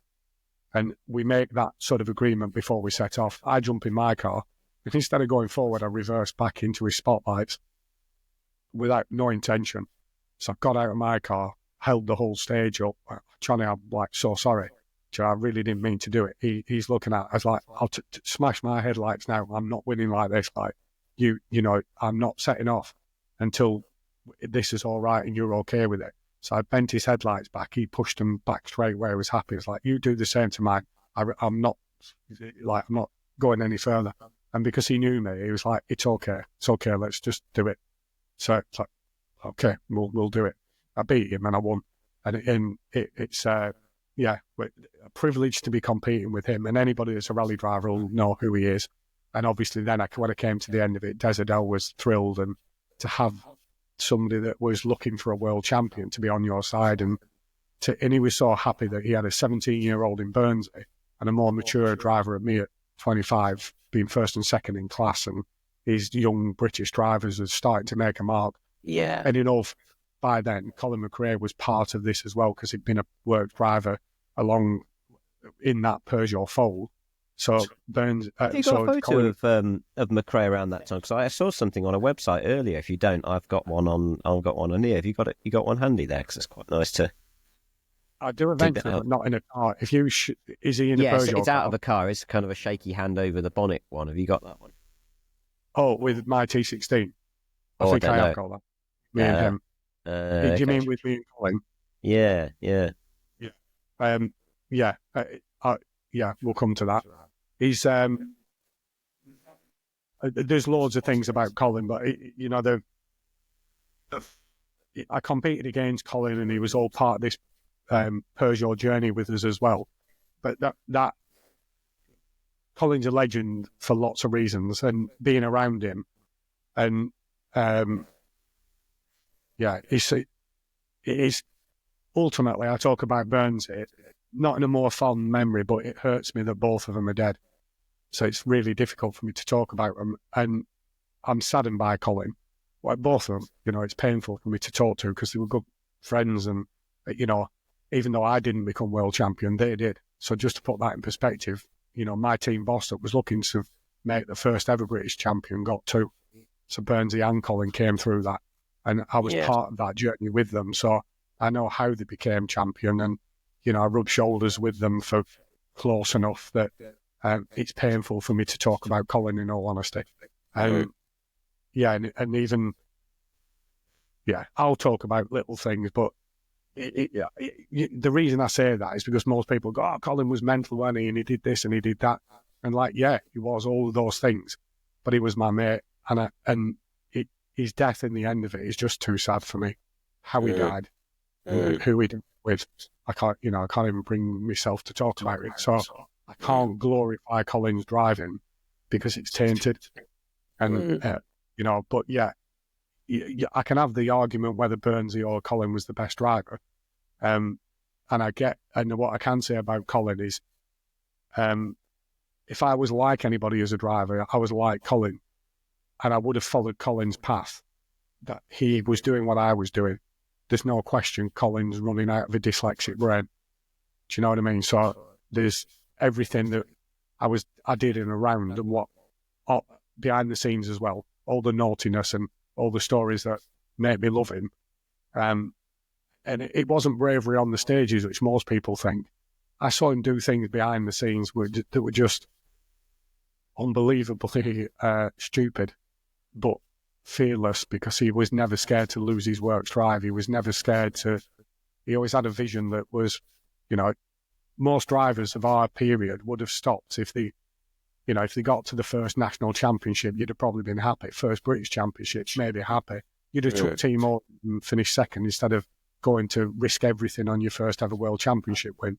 And it's easy for people to say, oh, well, I'd have done the same. Nobody had done what Colin was doing. He was a real pioneer. He was brave, and not brave because of cars, because that bit for me and him would be easy. But the stuff out of the car, not crumbling under the political pressure. Yeah. And he didn't do that through intelligence. He did it because he was in my gang. He was in my form. Do you understand what I mean? That Yeah. He was one of the rebels that was anti-authority. Yeah. And so yeah. that gave him the strength to fight even his own team bosses. Well, I think that's why he's held in such high esteem. And it's funny, being a roundie, so you'll see in the background there is Gilles Villeneuve, and, he was one of the reasons why I got into motorsport. I'll show that again, actually.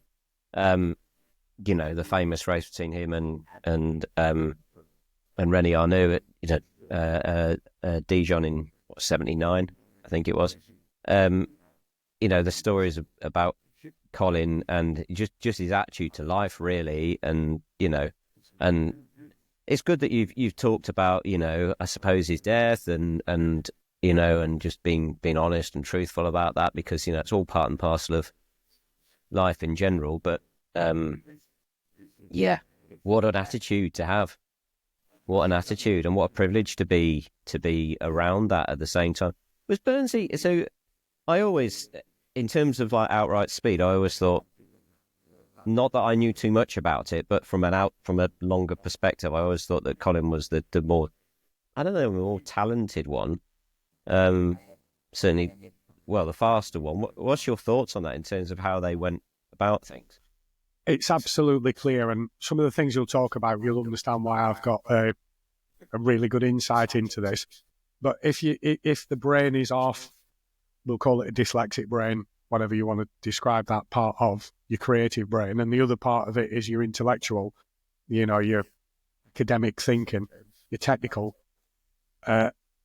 Colin was driving 100% off his visionary creative brain, and that's what drove all his passion and whatever he did. He just got feeling for everything. With Bernsey, it was all off the other side. He was clever and intellectual and thought. And that doesn't take away from Bernsey, because I would back him, I'll tell you bits of stories, but because I've competed against him, I could see something in him that he was the best pupil I've ever been around. He took information really, unbelievably well. And I admire every bit of what he did. But it wasn't me. I couldn't do what Bernsey did. So the day I drive him, I could have done if it was to be like Colin, because my brain was thinking more like Colin. So and bravery and all that, it seems good, but the times I've been, like on one RAC rally when he had a prize drive off Des Adele, same person, Des liked him. They lent him a car as a junior to go and do his first RAC rally in a works car. He crashed it in testing, and I'd tell you, nobody else got a test before the rally because he was a McRae. He got that opportunity. He crashed it in rallying. That would have destroyed most people's careers. He repaired it. On the first stage of that rally, he knocked the rear wheel off, and I did the same rally, and I crashed on the same corner. I didn't take a wheel off, but I damaged my car, but Colin took his wheel off. Now, just imagine how committed you have to be to come from a crash that's career-ending because you're just a young 17-year-old, having a great opportunity with a works team, and you've messed it up massive before you've even got there, and then on the first stage, you take a rear wheel off. It's career ending that. You know, they've put all that money and effort to get you there, and you're so stupid, you crash on the very first stage of a 5-day event. Like, that's unbelievable bad judgment. And then, luckily for him, they repaired it. He got into the rally. He posted some really good times, and eventually, I think the car failed. But he proved himself through speed, eventually. So within the rally, he did stuff that was really good. And Des was the sort of person that would look at the stage times, and he could see the potential in him. But geez, he was so close to just throwing it all away. And that wasn't an intelligent approach, and it wasn't the right approach. So you can't glorify his route to what he did. But there were other occasions where he's thrown caution to the wind like that, and it's paid off. But he's gambled his whole career with, you know, where most sensible, normal people could never have done it. Yeah. And I would, you know, would I have gambled the same way as he's done? I was around him when he was doing it, and he was, you know, he was brilliantly fearless. He was a naughty boy, and but I don't like it when people go, it's all about the car, and Colin was so good and everything. He's like, nah, it was by the skin of his teeth that he got away with most of what he got away with, and it was only because his dad's brilliant and could talk his son out of trouble, and he had a couple of good people, Dave Richards, that were, you know, just backed that talent when they shouldn't have done.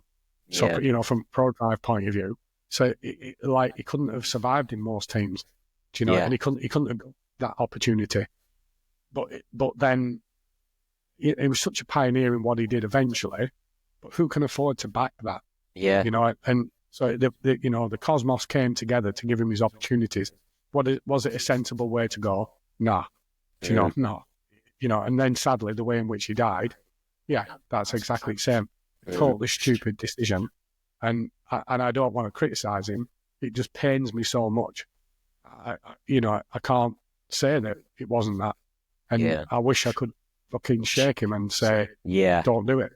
But that's the whole point, isn't it? When you have that character and you're famous for it, and you are that.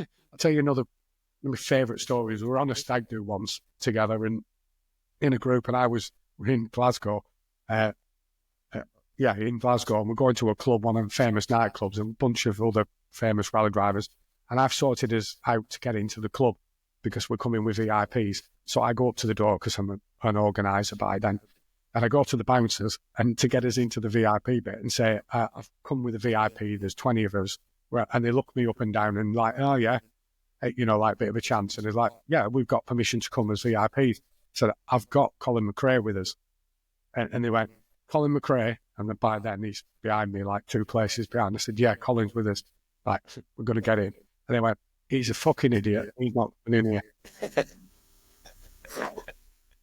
Amazing. It's not that bad, honestly. It's not that bad. So I then had to start. When Colin behind me is going, fuck him, you fucking.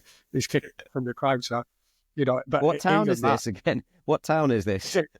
Honestly, anywhere in Scotland, he had enough of a reputation. But that whole is like, I don't think he's. You've got to be careful what you wish for, haven't you? And I've said as much as I can say, but and if anybody, nobody can exaggerate what Colin was like because he was that. And I'm just, you know, if 2% only was his downfall, you know, like I wish he would have finished more rallies and then he would have won more championships. Yeah. You know, and I wish he'd have gone a little bit slower so he could have won those rallies. You know, I just wish he would have done that. You know, and then I've got another regret with Burnsy. I just wish he'd have lived a bit longer. You know, so it's, I'm full of regret with them too.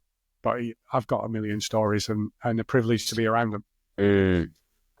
I think there's a book in there somewhere, mate. Well, there is, and I'll come to them. And some of that is about the death. You know, I've shared in that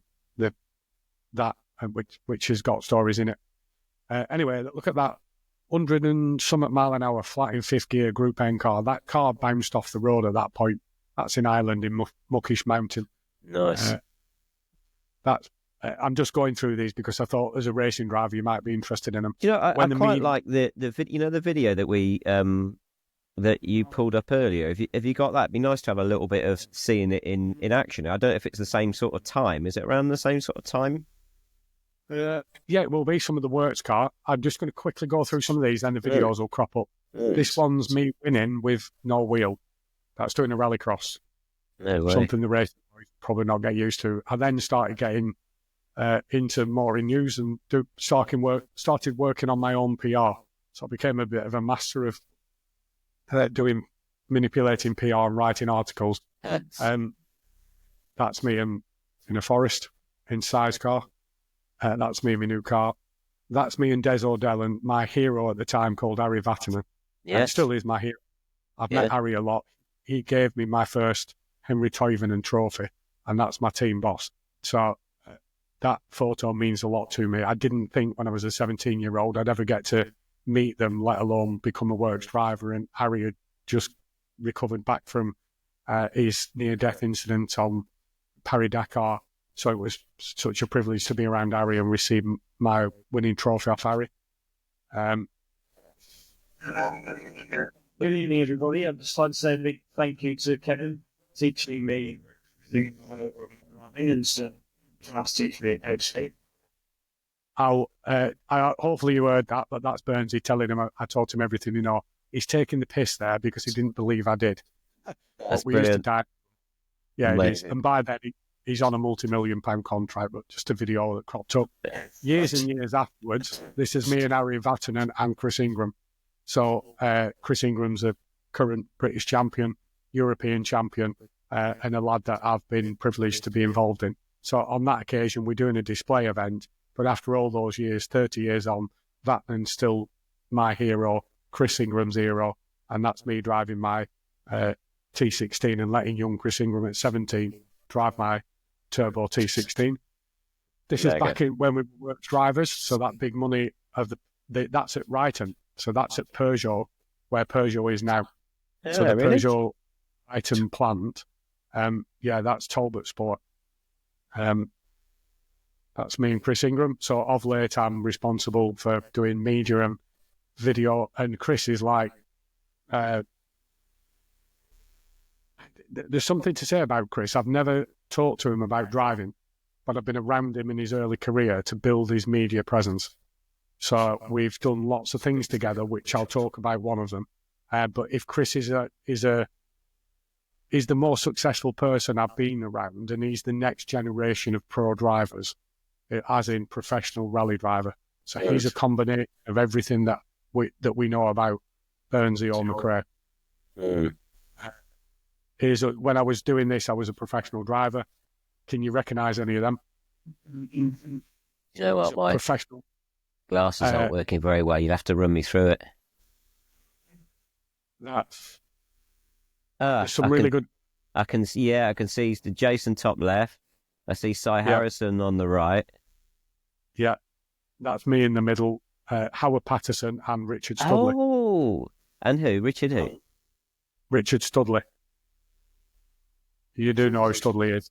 Well, I do now, having met it. With that, he was Rapid Rich. Rapid Famous Rich. Rapid Rich.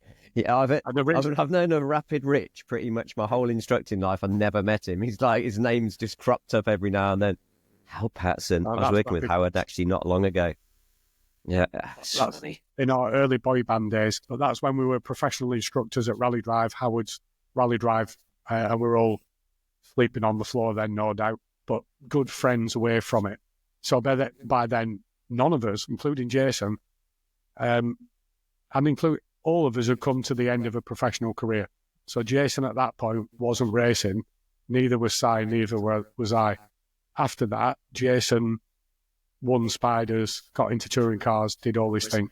But at that point, Jason was in a really interesting place, as was I, and as was Simon. We'd all come to the end of a professional career and looked at career working as instructors for the rest of our life. Yeah. And Rapid Rich was just starting out in his own crazy world. Wow. That's I put that photo in because that's me in a new car because I'm still passionate about driving. That's at Alton Park. So there's a water splash at Alton Park. You drive through the water, then into the track. Yeah, I thought that did some roundy boys. Yeah. That's a Group B car. That's at Alton Park. That's Alton, yeah. I can see the rally stage in the background, the super slippy there, and that's a hell of a car to be driving. That's my car. I owned it at that point. Group B Turbo T16. That's Goodwood. I took a bumper off. That car's fast and I still own it. And that's an R5 car. Real technical car, supercar. That's me and one of my teammates, my most ferocious competitor. When I did the full Works year after winning the one prize drive, I did a whole championship with me and Johnny Milner. Had a hell of a year. Johnny's a hell of a driver, multiple British champion.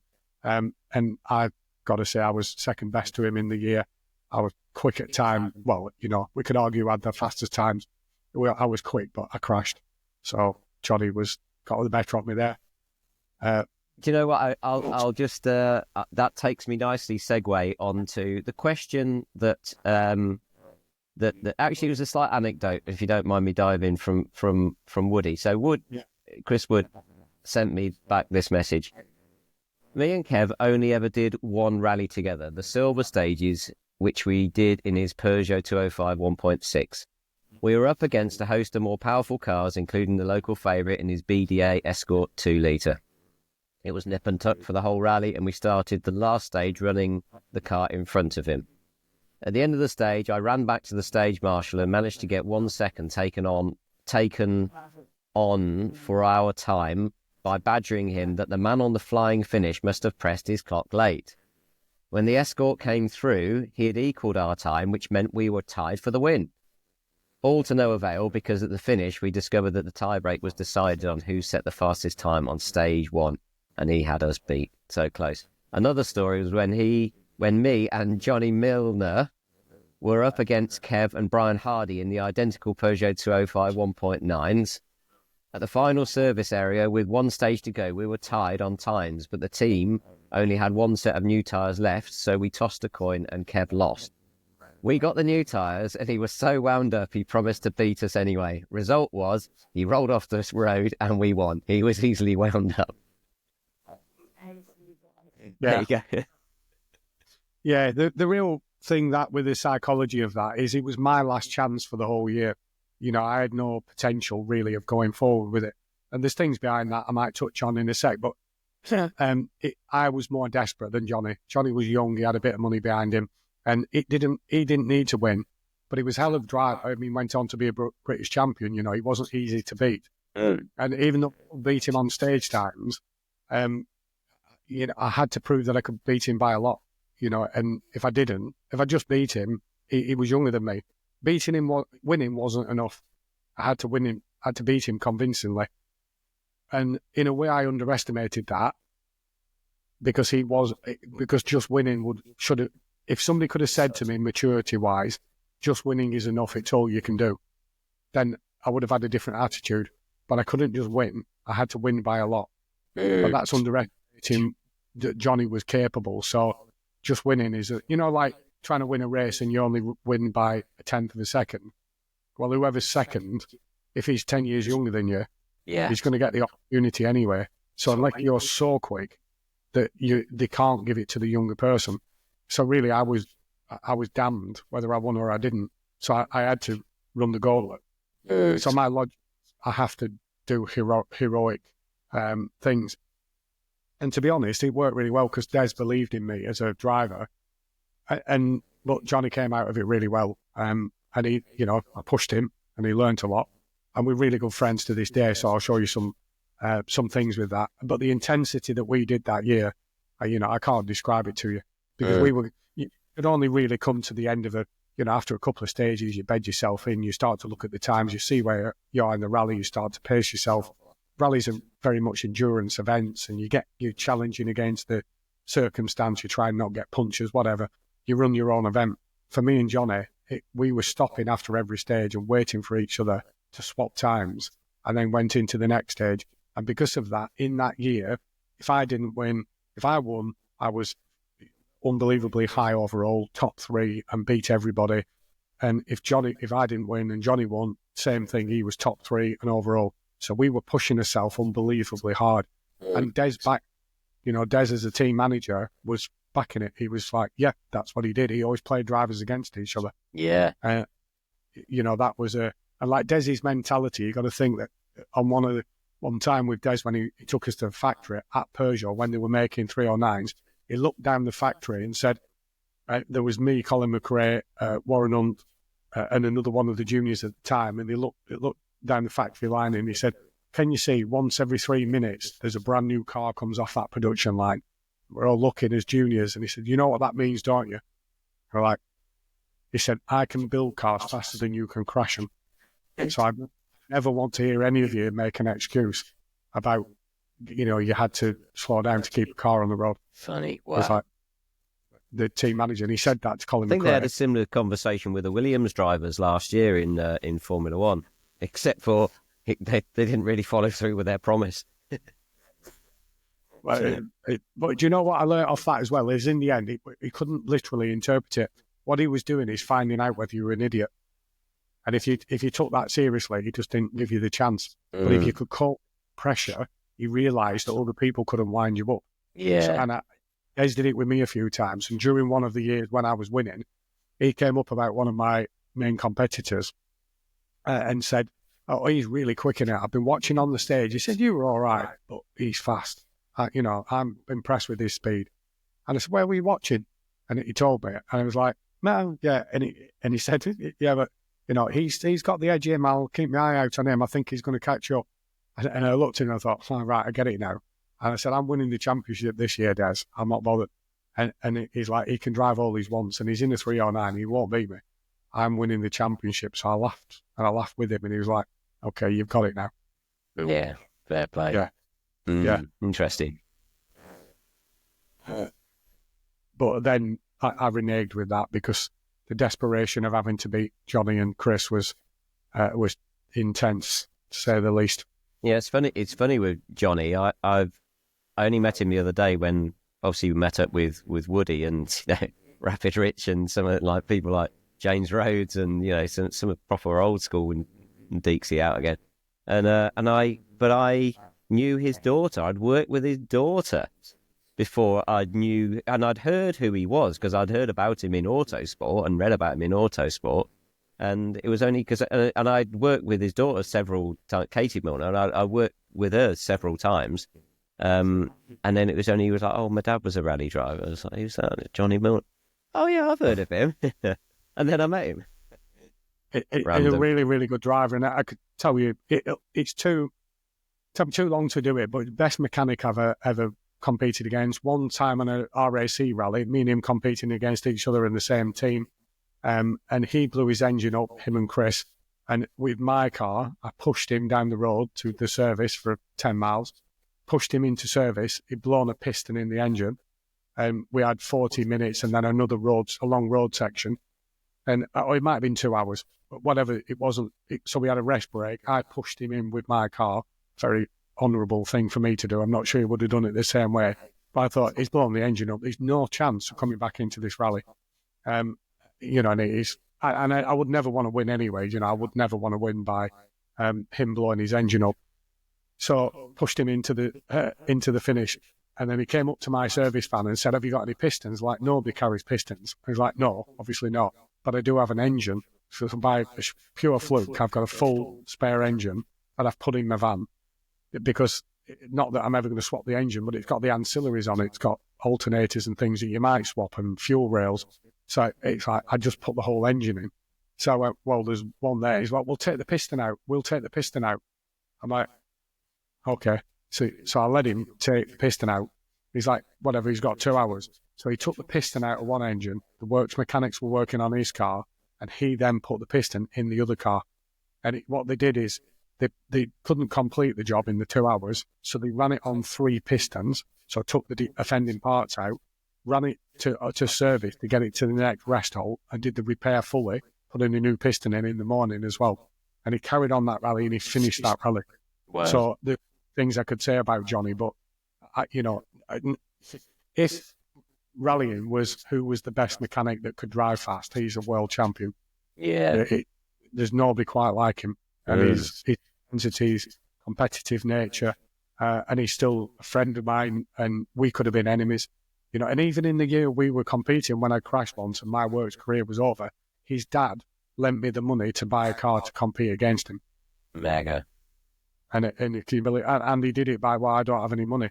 And he said, well, how much money do you earn a month? And basically, he let me pay him monthly to buy Johnny's old car off him to compete against his son. Mega. Not sure what that was about, but Yeah. you know, and Johnny always says, yeah, I'm not sure what it was about either, but what a nice thing to do for me, but also I think it was the reality for his son to get anywhere, he had to be given the opportunity to beat me. Yeah. You know, to compete against somebody at my level. So, yeah. Anyway, but moving on to this, that's me in Barbados, the first non-Barbadian to go to Barbados for 35 years, competing on that rally as a works driver. Oh, I've got a story about this. On the Yeah, I know this is my filming this. So this is me making a film for our sponsor. I'm not going to mention any names because of the story I'm going to tell with it. But it's Chris Ingram. So we'll watch it for a little bit. problems. This sounds so difficult for a little time. I'm really happy to it. But it's been great to be part of the network here. We've had a challenging week for everyone tuning for a few problems, travel, but you pass out. To get to the finish for the team is fantastic. I can stop it there, but I'll tell you a little bit of a story. So my involvement with Chris, and actually I might be able to. Oh, Cy Davison, we need to go back to that. I'll tell the story now, but I'll show you the hat later on. So being involved with Chris Ingram, that's my video, and in the video, the content for that video, I'd become a filmmaker by that point, working with Chris's sponsor, and I'm actually more responsible for Chris on what's being driven from a content point of view, because the sponsorship deal revolves around what goes out in content. So I've now become solely responsible for the narrative of Chris's career, if that makes sense, because the sponsor that's paying us to do Network Q Rally is paying me, funding the car, and Chris is my muse.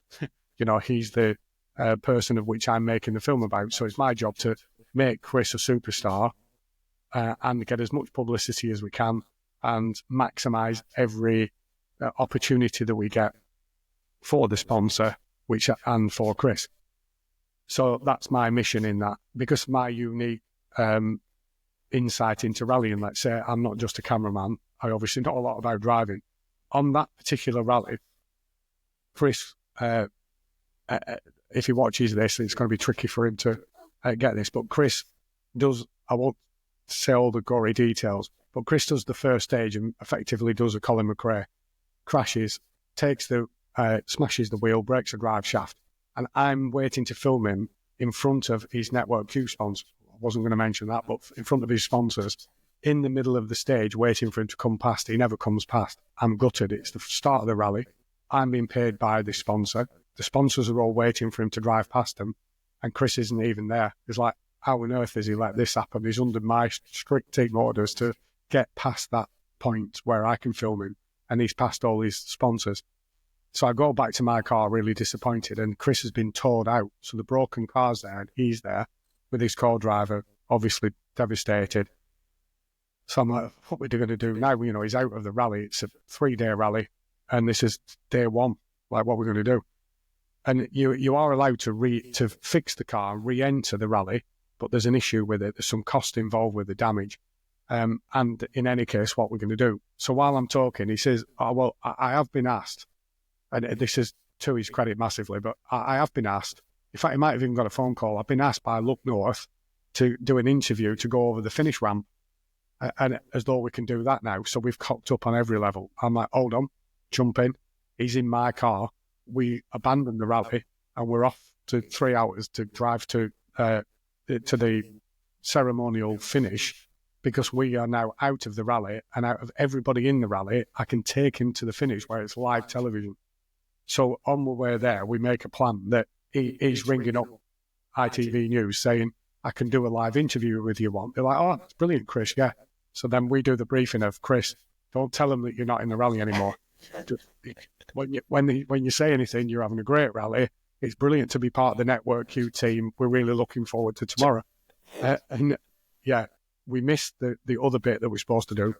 which is to be with the car, with the mechanics and the Network Q people. We're telling the Network Q people we're going to be on TV. So this is going to make up for the whole cock-up of it. If we got on TV, with his Network Q clothing, we've cracked it. It's justified everything. So there's a relatively happy thing, but I'm still busy shouting at him about the driving and, not doing this right. But then he says to me, oh, good, because when I get on TV, I'll be able to wear my 11 Degrees hat. And the 11 Degrees is a potential new sponsor I know nothing about, that's a clothing brand. And he said, I can wear that, and if I get on TV, they might sponsor me next year because they've promised me some money. And I'm like, really? And he's, yeah. Do you think, Chris, that's a good idea? There's a lot of money being spent, and I can't name figures, but I'm being paid. There's a lot of money being paid by this sponsor on this event. You're not wearing somebody else's hat. You've got to wear a Network Q hat. And he's only 17. I'm like, no, I'm wearing me new potential sponsor's hat. It's my big chance. He's like, you're not, and I'm taking and I'm deciding you're not wearing that hat. So, but we've got 3 hours in the car. So even though we're arguing, it's like we can't just get out and end the argument. We're stuck in front, still trying to get to the TV. So then I say, well, I'll tell you what, I'll ring the sponsor. And will you tell her what you're thinking? So I ring the sponsor. It's on speakerphone in the car. And I say, okay, I'm talking to you. We're on our way to the TV. If we get on, it's going to be brilliant. Chris has got a question to ask you about his hat, because he doesn't think, rather naively, he doesn't think that he's got to wear his hat with your branding on it. But he's young. Will you explain to him, because he thinks it's me, will you explain to him that he needs to be wearing your hat? So I said, he's on speakerphone, speak to him and his co-driver in the back. So she says, well, what it is, Chris, Kevin's explained it to you. And what I'm going to do, I'm going to give you an opportunity in life to be mature and make the right decision. So I'm going to completely leave it to you to make the right decision. And I'm not going to say any more about it. So I thought, that's very clever that she's not told him, but she's left it to him. Yeah. So we put round. So I turned round to the back of the car. So now you've got the answer, Chris. You know what to do. And he said, yeah, I'm putting the 11 Degrees hat on. I'm like, what? I can't catch my breath. Cut long story short, he put the 11 Degrees hat on. I didn't argue with couldn't. And the next year, he got a substantial amount of sponsorship from 11 Degrees. I love the end. The deal to him was worth above £100,000. So yeah, and he probably knew that. Yeah, and we talked about Colin McRae earlier about making stupid decisions, but he was brave enough to do it. Yeah, I wouldn't have done what Chris was either stupid enough or brave enough to do. Yeah. So, is there any wisdom in that? I don't know. Yeah. And I'm telling everybody to deny my wisdom because but anyway, that's a branding story. Amazing. Right, I'll carry on with a couple of photos, but that's mine and Chris's involvement, and Chris is a big part of what I've been up to when I stopped my professional driving career. Wow. This one, Simon Davison and Richard Burns. I'm going to give Simon Davison his due. We'll talk about him in a bit, but Richard Burns would not have been world champion without Simon Davison. Simon Davison was his right-hand man. And what I learnt with Burns is to be world champion, you have to have a good team around you. You can't do it on your own. And people say, about high performance and same with Colin. You can say, Colin he did this, he did that. That's why he was world champion. He was world champion because he had the most unbelievably good mentor, his dad, and his brother, that is an unbelievably good driver who had incredible high standards. Alistair is a fantastic driver, and to be good at anything, them two had to beat each other. So the peer pressure alone of those two brothers, to beat Alistair, Alistair's world class. You had to be a little bit better. So Colin always had. So he had a gang of people around him that were phenomenal, and the calmness, the multiple champion, the dealing with sponsors, dealing with team managers. He had his dad. Behind Burnsy, he had David Williams as his mentor in a business sense, and behind that he had Simon Davis as as an equal intelligence. You know, we talk about dyslexic mind, intelligent mind, size the intelligent mind, the businessman, the structure of rallying, the going into the detail, and those two work so well together. And Simon was behind every part of the positive mental attitude that Burnsy had. They were a really good partnership together.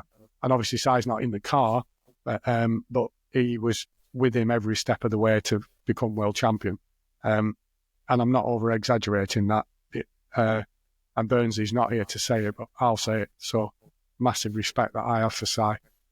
That's me doing me some presenting. Me too. I mean, I told you briefly with Si, so I worked for Si for a number of years, although I didn't actually know who he was, and because Chris Wood was the kind of face of pro drivers, and so when this redhead northerner turns up and gives us a briefing about a particular manufacturer that we were just about to work for the night before, I'm like, who's this guy? He's like, right, listen here, you lot. We've been working fucking hard on this deal for about 2 fucking years, so don't fuck it up. It's like, oh, okay, right, we better concentrate on this one. But fast forward to... People might not know Si's history, so that, I mean, he's a great driver, great rally driver in his own, legend to himself, but in his own right. And at certain points, he had a lot of money behind him. So he had to make business decisions that most people don't have to make, because he was, where does he spend his money and how does he correctly spend his money?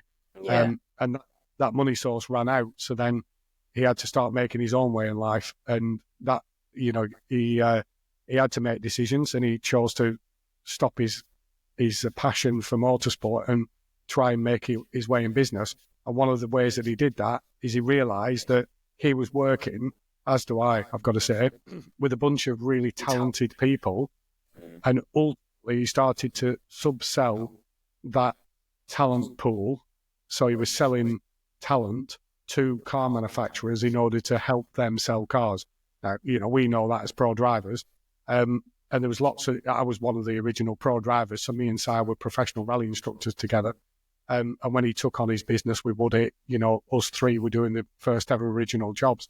So Pro Drivers was formulated and born from the jobs we were doing together. And Si was opening doors. He was doing the work himself and sharing it with other team people. And at some point, he stopped doing the work himself. He started selling and he started managing.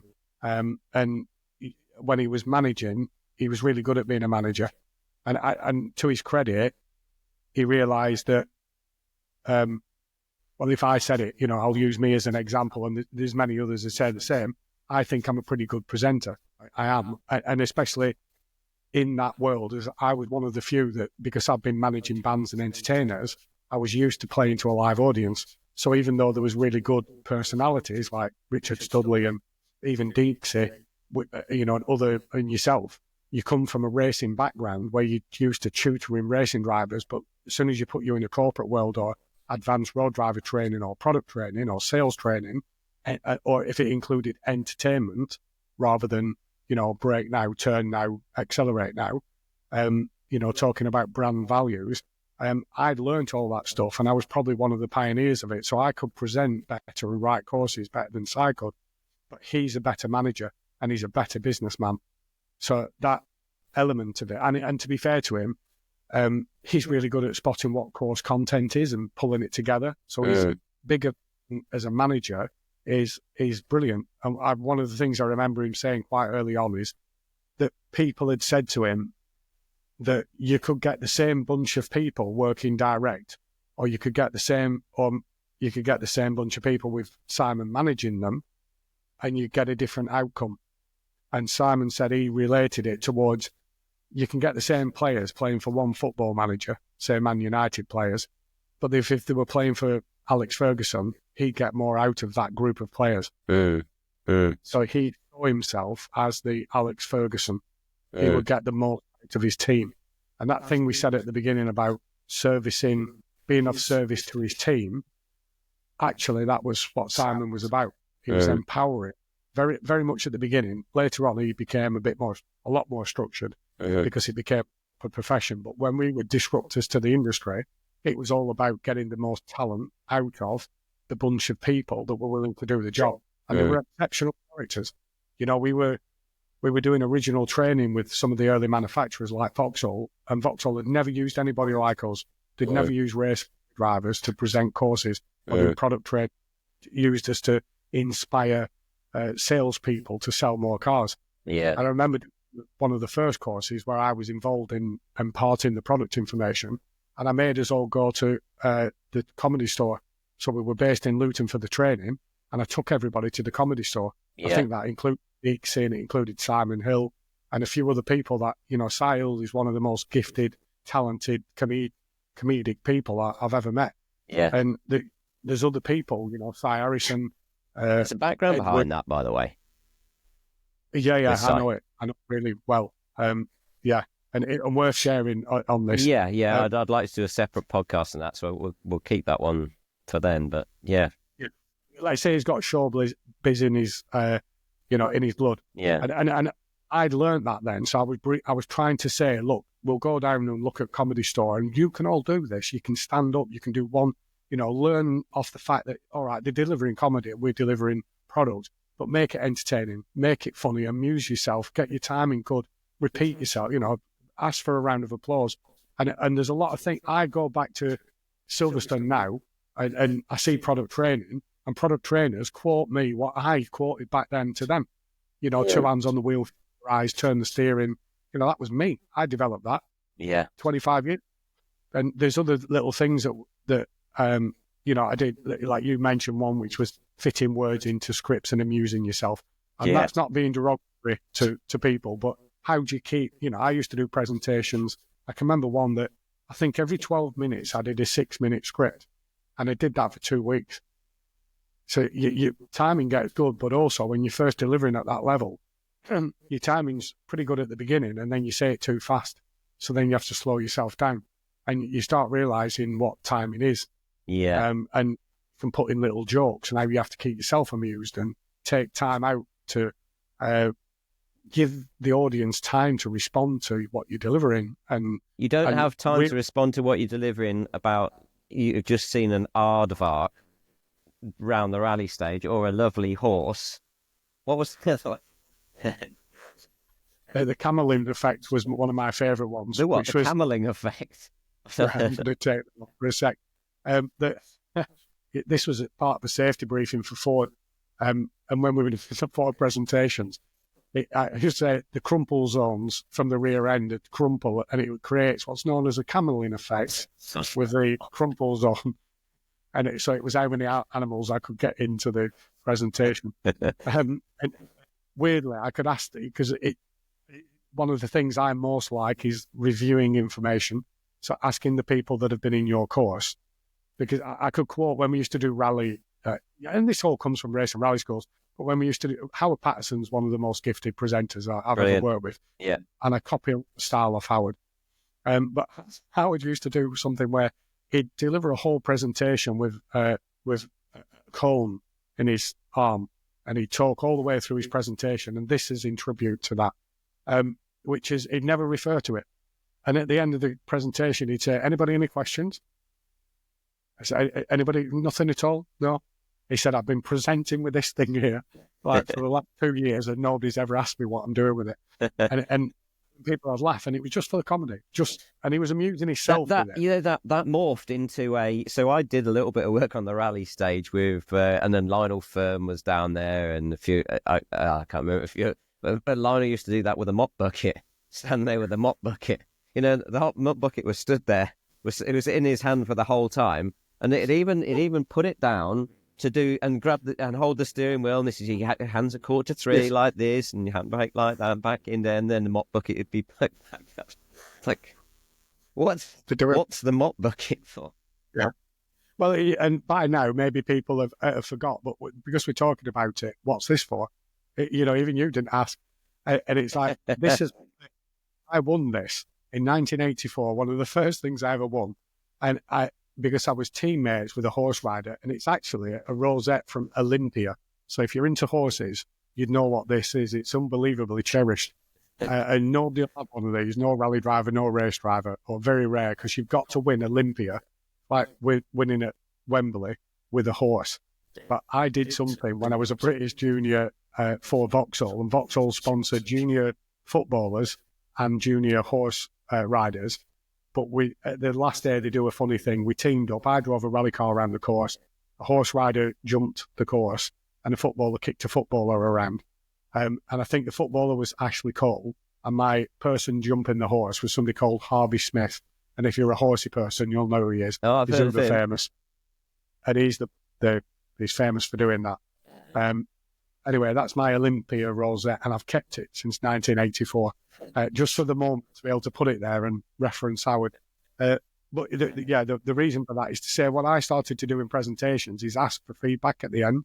So I started to get good at, and hopefully, but we do this now.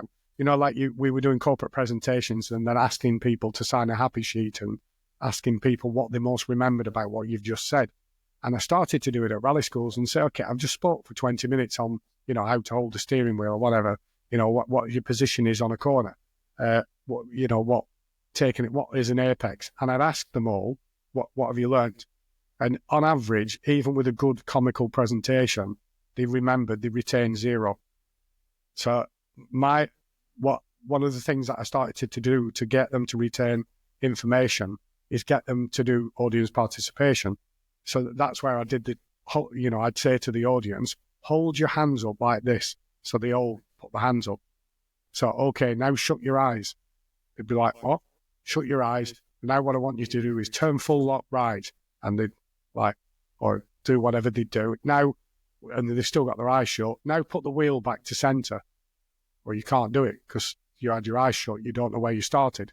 So if you've got your eyes shut and you're turning the wheel, and you say, go back to centre, they're like, and when I was doing it, I had a steering wheel in my hand, and then they'd open their eyes and I'd say, so you don't know where the centre of the steering wheel is, you don't know where the start is.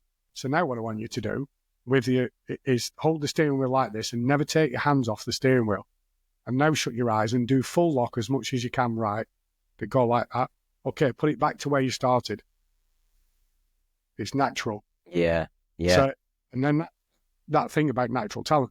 But obviously everybody I ever did that to, the thousands of people, they learn it because they've participated in it. It's not just theory. Yeah. They're not listening. Yeah. It's something to remember by. For me at school. Yeah. So in my class at school, all the naughty kids would have learned if you gave us a participation. Yeah. So all you had to give us practical methods of learning, and I'll visualize that and I'll never forget it. That that morphed into something slightly different at Silverstone. Again, this is probably Lionel Fern's something to do with him, but he's like, right, I'd like you to all close your eyes and all put your hands in the air. Now, close your eyes. Now I'm going to kiss one of you.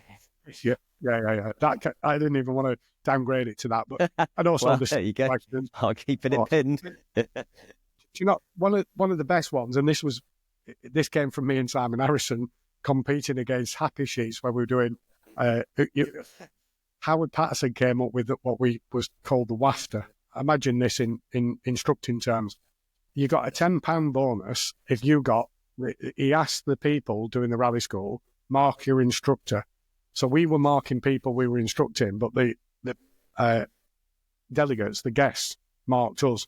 So they give us a, whatever mark from 1 to 10, how good they thought they were. And then Howard would go through the sheets that all the guests had given about their instructor. So they said there was 6 people a day, and you might, whatever the tick was, whoever got the highest number as an instructor got an extra £10 bonus. But the bonus was given out in front of people. So obviously winning it was a massive prize. And Simon Harrison started winning it, and I wasn't winning it. And I would like to say I'm the best instructor in the world because I bothered to get people to retain information. So all my participation and all the tricks I knew, I'll bet the life that all my people learnt more than what Simon's people were learning. But what Simon had mastered is getting people to like him. And what he mastered is it was all about enjoyment. Yeah. To me, if I got my guests to have to learn more, then I'd achieve my aim. Yeah. But they didn't necessarily enjoy it because I was criticising them and critiquing them. Yeah. You know, like, yeah, it's okay, but you can just do a bit better if you try harder. And then I'd eventually say, yeah, you've done pretty good. Yeah, you know what? I'll give you an 8 or a 9 out of 10, and that's great because I don't give those out easily. Simon's approach would be on the first lap, that's fantastic, best I've ever seen, 10 out of 10. Yeah. So what did they give him back? They gave him 10 out of 10 for everything. Yeah. So I had to do it Simon's way in order to win. I can just hear Simon saying that. That's fantastic. Yeah. That was pretty much his catchphrase, wasn't it? Well, size, it's the king of this. There's a little bit about your braking I'd like to bring up, which is if you could just press the brake just that about 100% harder. Just 100% harder, maybe a couple of 100 meters earlier. You know, like, and how he delivered the information was so much more appealing to people. But yeah, how could you ever mark Simon? Whereas my like, look, you've learnt really well, but you just need to keep your practice in. Make sure you do this. You know, quote it back to me. Have you really retained the information? Yeah, it didn't work for the WAFTA, so I beat me every time.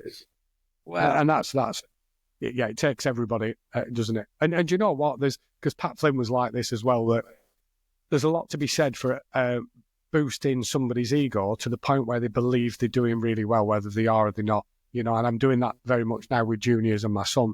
Pat was an absolute genius at that. Pat was an absolute genius at that. And yeah, it's interesting that you're working with his son, Connor. Yeah. Do you know what? It's funny. I spoke to Connor on the phone about 3 or 4 months ago. I can't remember who I was with. I might have been with Howard Patterson, actually. I think it was with Howard Patterson. And Connor came on the phone, and I've never spoken to him before. And I've not spoken to him. And obviously, I'm friends with him on Facebook. And I was like, Connor, and it was just kind of, it's like, you're Pat's lad, aren't you? And I obviously knew Pat really well. And yeah, it's funny. Yeah. It's such a shame. And that you know, because Pat died of cancer in the way in which he died, and I have a few photos of what me and Pat achieved together. Do you want to run through that? I'm mindful. You're actually doing amazingly well. We're 2 hours 27 minutes into it. I think we're going to set a new record on this one.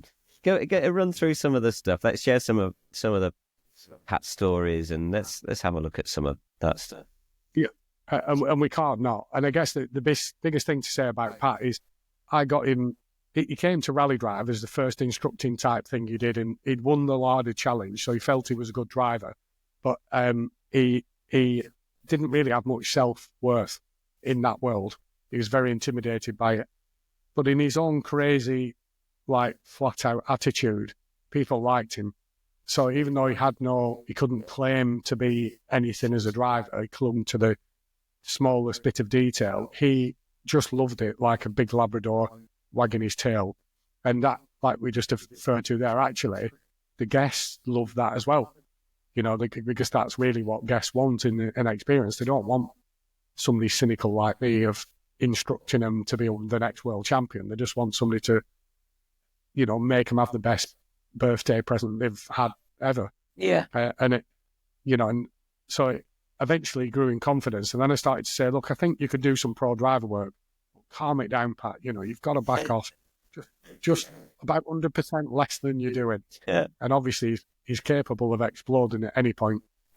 But yeah, I took him and I introduced him to people, and he did learn to back off, and he was a force to be reckoned with. And we did things together, me and Pat.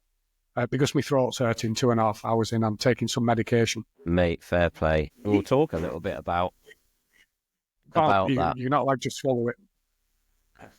Yeah, that numbs my throat. I was just going to say, we'll talk a little bit about that. Well, let's just talk about the Pat stuff first. Yeah, because it's the same thing, really. So that's me presenting, that's some ice lake stuff, that's me and Burnsy instructing. That's when I was this senior person in Burnsy's world. You spent a bit of time with Guy Martin. I saw Guy Martin on the picture. I did a day's coaching with Guy Martin, actually. Talking of... No, I just lucky enough to be presenting with him. Yeah, right. This is me and some of the cars I've been doing. Oh, that's a great job that That's Drive and Survive, launching Ford Focus, 3-month tour, working with Drive and Survive. And if anybody watching this knows who they are, that's the original team. That's Ross O'Connell. And I've got to talk about that later. But yeah, God, fond memories we have there. It's another story. And I need to talk about that championship because it's a big part of me coming back to go rallying. The 106s was a substantial amount of money. Al Murray. I'm going to come on to Barbados. Got some photos of Patton here somewhere. That's me and Chris Wood, by the way. Yeah. I want to speak to Woody, actually. He's definitely on the list. There you go. Go back a one. Huh. That's me and Pat. When we were with a better one with me and Is that Pat. you on the that's left? Me and, that's us starting a one-make championship. So when Pat's into the corporate work, eventually we decided, he had an opportunity to get a bit of a prize drive. Prize drive's not the right word. He was asked to get involved in a 205 remake championship of the thing of which I'd won 20 years earlier. And he wasn't going to pull it off on his own, cut long story short, because some stuff went on with that. But when I was in Italy, I said, it's a good idea, that, Pat. And, doing a club and championship 20 years on, instead of being expensive, there's loads of 205s around for 500 quid. We could do a rally championship based on Clubman Motorsport, but with some Works driver ethics, and I'll front it. So I'll do this with you. You can be the coordinator. Me and you'll do it together. You can be the bustling burst of energy. And you can come from the point of, by then, he's a full-time rally instructor. He knows how to present. And me and him presented together are good. And I said, and you've got the enthusiasm for it. Well, wants his son to get into driving, and his son's about 6 or 7 then. So it's like, right, we'll do this thing together, and I'll help you do it. I'll back it. So that's the first PR day. So at Derby County. So that's me and Pat. Obviously on the first day. That's me and Colin. That's me and Pat again. So Wow. that's a set. How young you look. Yeah, what year was that? Don't know if I'm honest. Was it 2000s or was it 90s? No, 2000s. Yeah. I think it's 2000s. But that photo itself there's 50 odd people there. And that's at Derby, and that's when we put the shout out in Motoring News. And this very early days of internet, the internet really didn't exist. There's no Facebook or anything then. And we said, there's a new championship starting. It's going to have a bit of prize fund. You can all, win the 205 challenge just like Kevin Furber used to. And we started the championship, and 50 odd people came, in that room. And yeah, to put it in perspective, if you think that I won more prize money than anybody probably anybody's ever won in rallying, given that I've been involved in 2 one-make championships that both had the highest prize fund. I finished second or third in one, won a bit of a Works drive and a Network Q rally, but competed in that for 2 years, won quite a bit of money. But at the peak of it, really, I did the 2 years of one-make championship when it had the most money that you could win, and I finished, first in the second time, and won as much money as anybody could have done in the first round as well. So my rallying was paid for through prize money, the vast majority of it. And there's no such thing where you can, might exist in racing. I really doubt it. But in effect, what we wanted to do is try and do a championship where a lot of people could compete in it, but it would be taken really seriously. So we have quite tight rules, but not rules that would make you spend a load of money. So we were rally drivers making a championship for clubman ethics, but I wanted to bring the Works driver ethos to it. So one of the things I did that was radical is made the champion in the first year the one that won the fastest stage times, the accumulate, not the ones that won the rally. And I copied it from Des Adele. Wow. The champion would be the person who, even if they crashed, as long as they were fast, they would win. Wow. And that was really radical. But on that first day, when me and Pat put it together, it's a simple thing, but it's very rally instruction. The 50 people didn't know what had hit them, really. of me and Pat presenting to them. But I said, well, hands up in the room, who's willing to put a £500 kitty, £500 into the kitty for prize fund that we'll share out?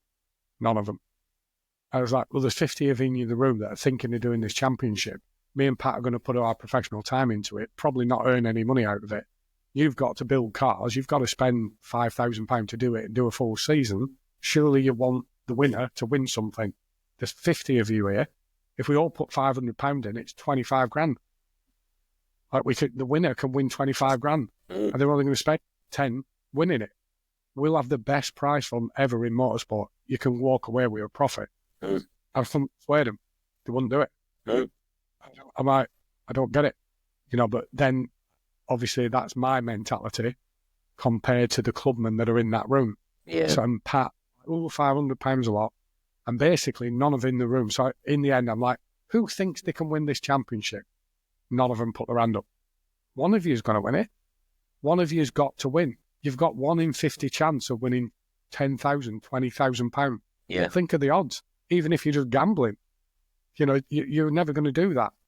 So that all boiled down to, I got to the end of it and said, well, it's going to be £150. And if you don't put £150 in each, I'm not even going to be the coordinator. I'm giving up.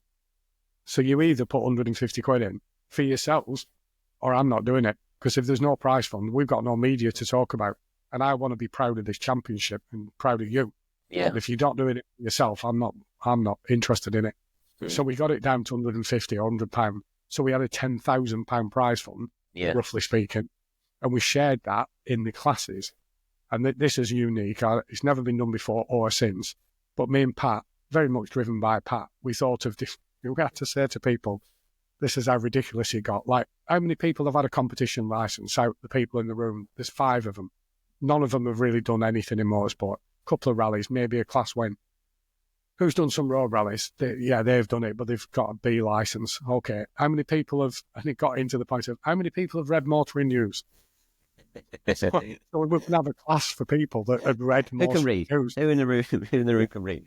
Literally, like how we could have split these 50 into classes.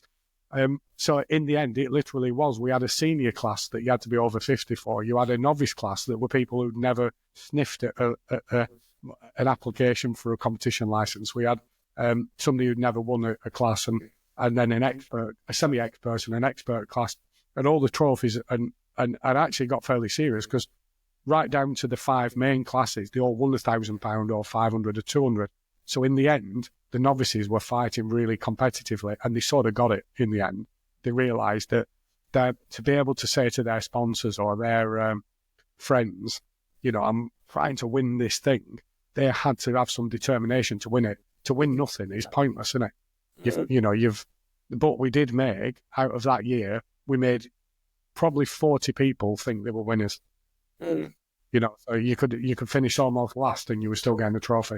Mega. And that really, really important. So we were mixing the mentality of a guest coming to do your experience and rewarding winners on a works level. So you had Pat looking after the guests, doing his stuff, and I was looking after the ones that wanted to get sponsors and look serious accolades and newspaper articles and things like that.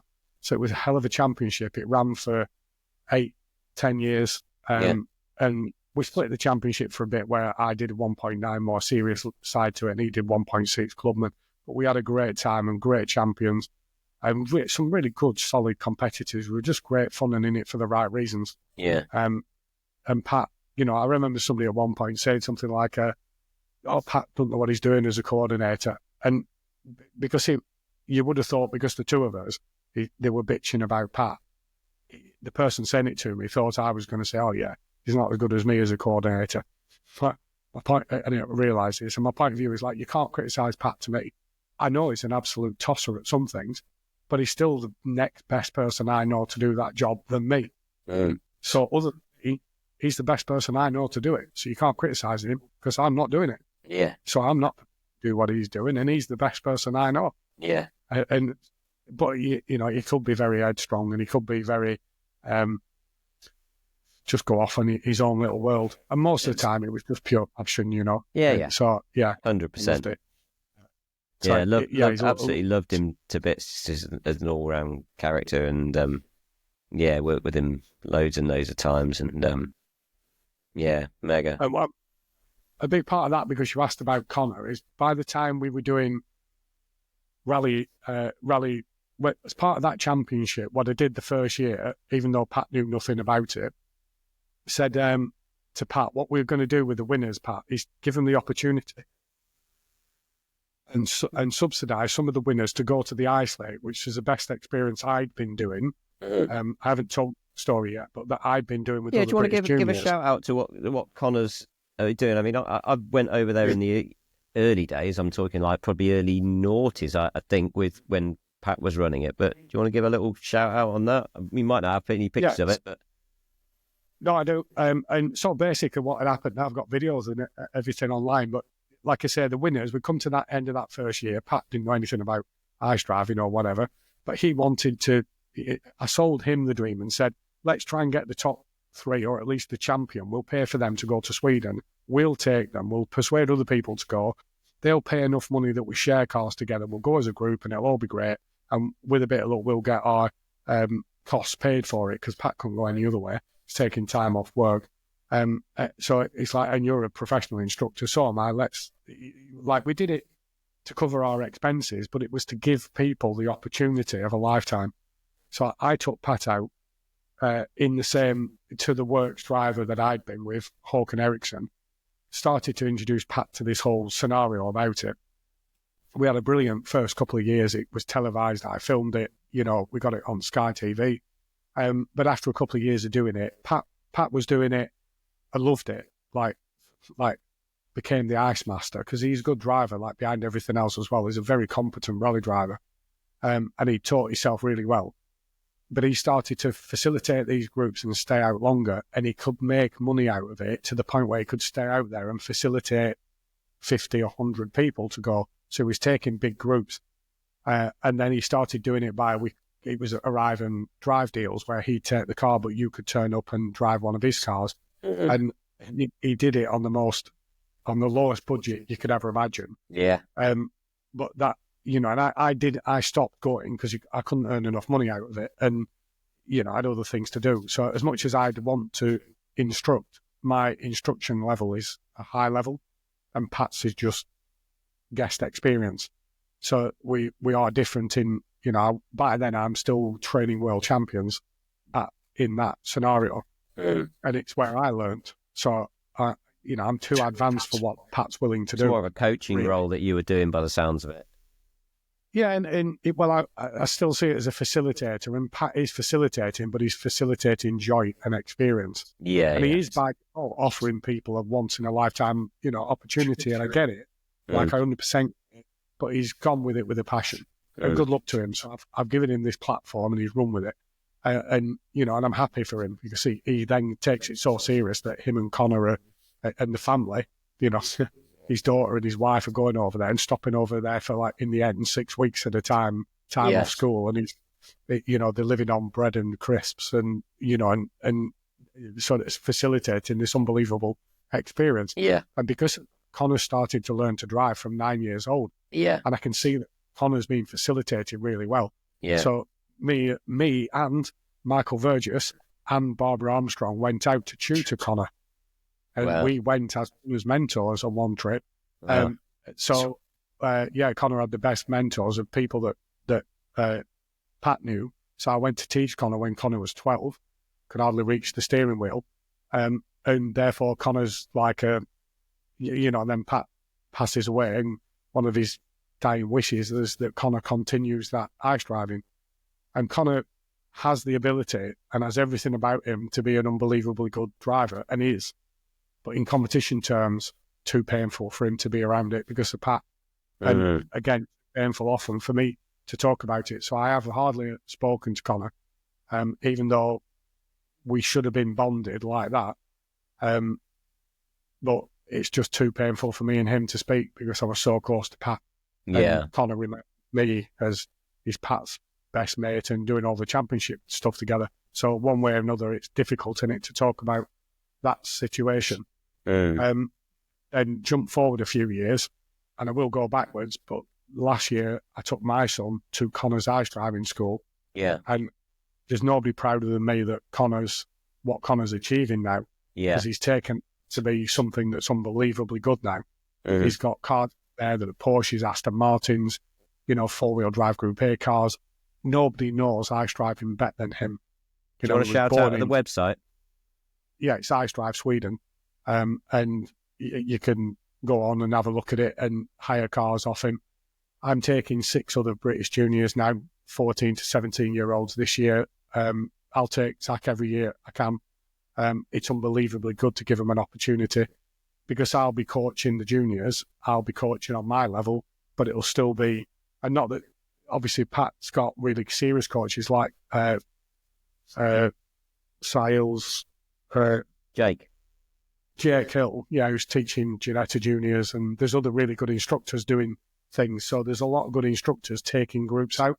Yeah. The one thing I would say is going in a group is far better than just hiring a car on your own. Oh, totally. I mean, I did it several years, but not with not with Connor's thing or Pat's thing. I did it with one of their rivals, and it's just a good crack. It's good crack just to go and spend a week or 2 weeks over there, or if you're just going for a short trip. And it's something that's definitely on my radar to do. I recommend it to anyone. It's not cheap to go and do, but it's as a life experience and in terms of if you did want to actually learn something from driving, there's nothing. There's nothing comparable to it, and and those skills are so transferable to any aspect of competition driving that it's such a beautiful experience as well, isn't it?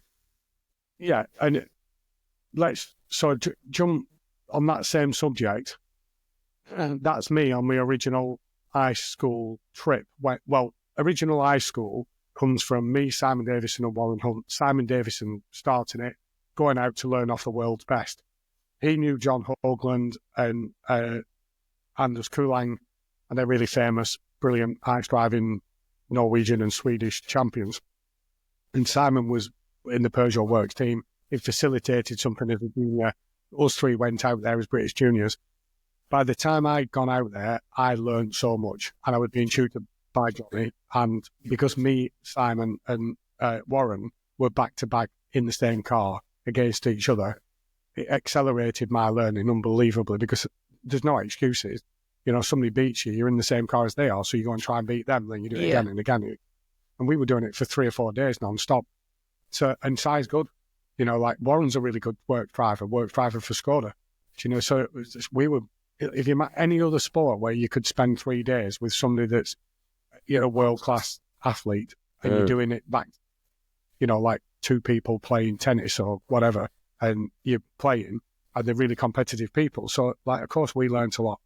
By the next year, I'd thought, this will be really good if I can persuade people to take British juniors. By then, Peugeot and Des O'Dell, my team boss, liked me enough that I said, best thing I've ever, and he knew we'd been with Simon, best thing I've ever done is to go to the ice lake with John Hoagland. He respected John Hoagland.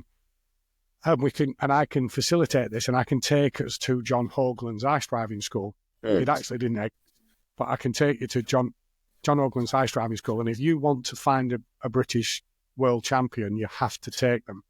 So Peugeot needed to spend money with me to take the best of the juniors in Britain at that point to Norway to go and do some ice driver training. And Des agreed. He said, okay, we'll pick 5 people and I'll pay for it.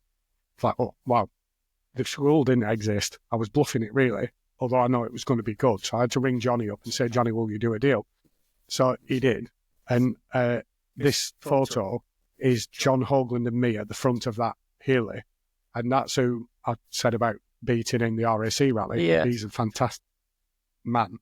And by then, my RAC rally's over, but me and him are lead instructors. The group behind us are the British juniors, the best of which we have in the country at that time. But at that time, none of them had won. Right. So then in group behind us, Johnny Milner's there, who was 3-time or double British champion. Alistair McRae's there, a British champion, Colin's brother, but a phenomenal talent. Don't know why he's not in that photo, but Mark Higgins is there, 3 times British champion, might be more, 4 times British champion, fantastic, unbelievable driver. Within that bunch of people, there's you've also got Burnsy. There's 2 Skoda Works drivers in there of that group, and when they're selling you the other ones, that's Higgy, by the way, Ian Gwynn. That's James Rhodes. Oh, no way. So some of the most talented people that I've ever worked with, that's James at First Time Racing. Yeah, First Time Racing, Patterson's thing, yeah, Howard's thing, yeah. Yeah, and I was one of the few people that did race instruction as well as rally. Wow. That's Colin McRae, but by then I'm running that event. So that podium and the screens and the videos that are up there, everything is supplied by me at that point. Oh, that's cool, man. Struggle. Me and Higgy doing something else. That's Palmer Sport when it first started out. Is that Brunter's? Yeah. Bruntingthorpe? Yeah, with the instructors there. We were the first bunch of instructors. That was the first things he ever did. Wow. That was Colin and his wife, weeks before he died. Wow. On an event of mine. This photo is brilliant. I am getting to talking about ice lakes, but this photo is brilliant because Brian, my co-driver, in the middle there is smiling, and the lady on the left is the Lord Mayor. And when we went up to take the trophy, she kissed him and she put a tongue in his mouth. He had a proper tongue. So he's smiling on that photo. Like, what on earth was that about? Amazing. Yeah, I'll come back to this. Well, also, well, show me a couple of car pictures, a couple of the ice driving pictures, but also I want to see what you've currently been doing. You know, what you've most recently been doing, and obviously, yeah. Because we spoke about it. That's Chris in his 11 degrees hat. Oh, amazing. On national TV. I've got to say, we still got $100,000 hat. Yeah, that's us there manipulating it. And I tell you, nobody knew that he wasn't in the rally. And the video I showed, I didn't make sense of that, but it looked like we won something. Amazing. We set up a campaign on the finish and everything. Even the sponsor never knew we didn't win. Wow. Let's say is Kevin Furber, a co-driver on full North Third. Well, during his first drive in the World Cup, and at the previous win, he exceeded 24. But he's really been flying within the early stages in his two-wheel drive photo, is in 3rd place. He's really enjoying himself in these early tarmac stages, running the car through places.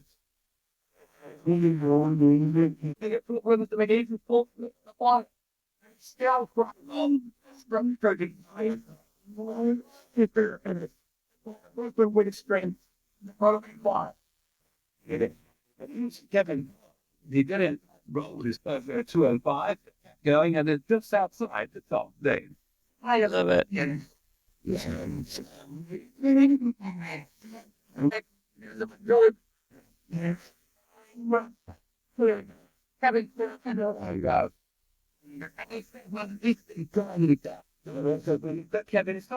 Love it.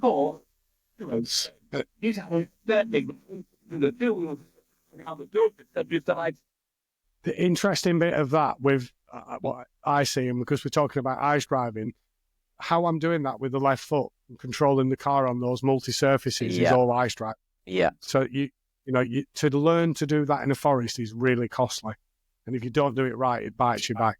But if you do it right, you're almost unbeatable. So, but to learn to do that, you either take years or you do it a very expensive route. But if you learn to do it on an ice lake, it costs nothing. Yeah. So the balance, feel the balance to use your left foot and have thousands and thousands of opportunities to left foot brake and swap the throttle and to balance the car. That is, you can only really learn it on an ice lake. So when we both know it's expensive to do it, but it's the cheapest way you could ever imagine to be sensitive with your left foot. Yeah, so definitely. Definitely. Well, I mean, as a roundie, so I left foot braked when I was karting, but on cars I never did. But on an ice lake, if you don't, you just understeer everywhere. So it's like you learn to manipulate the car all the time, don't you? All the time you're on it, and it's such a skill to learn. It's like go on. there's two really serious things about it. There's I may as well talk. If anybody's watching this, you might have to do part 1 and 2, but here you go.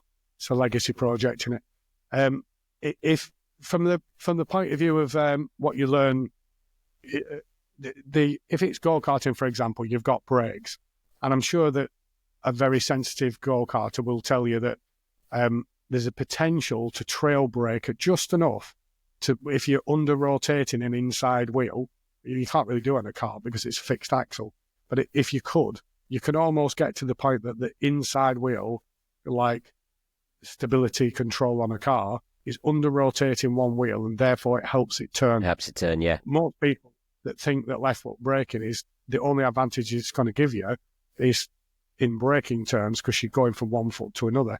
And it's really not that. No. So from a Scandinavian point of view, it's balance and weight transfer. We learned that when I mentioned Topi Sirjala, the Finnish lad who came over in the 90s and raced in Formula Palmer Audi. But he'd obviously spent a lot of time ice driving. In fact, I think that's what he does now. I think he works for a manufacturer over in Finland still. But I remember him showing us in the old 306 GTIs or on the Stowe circuit at Silverstone exactly how it makes it turn round, like,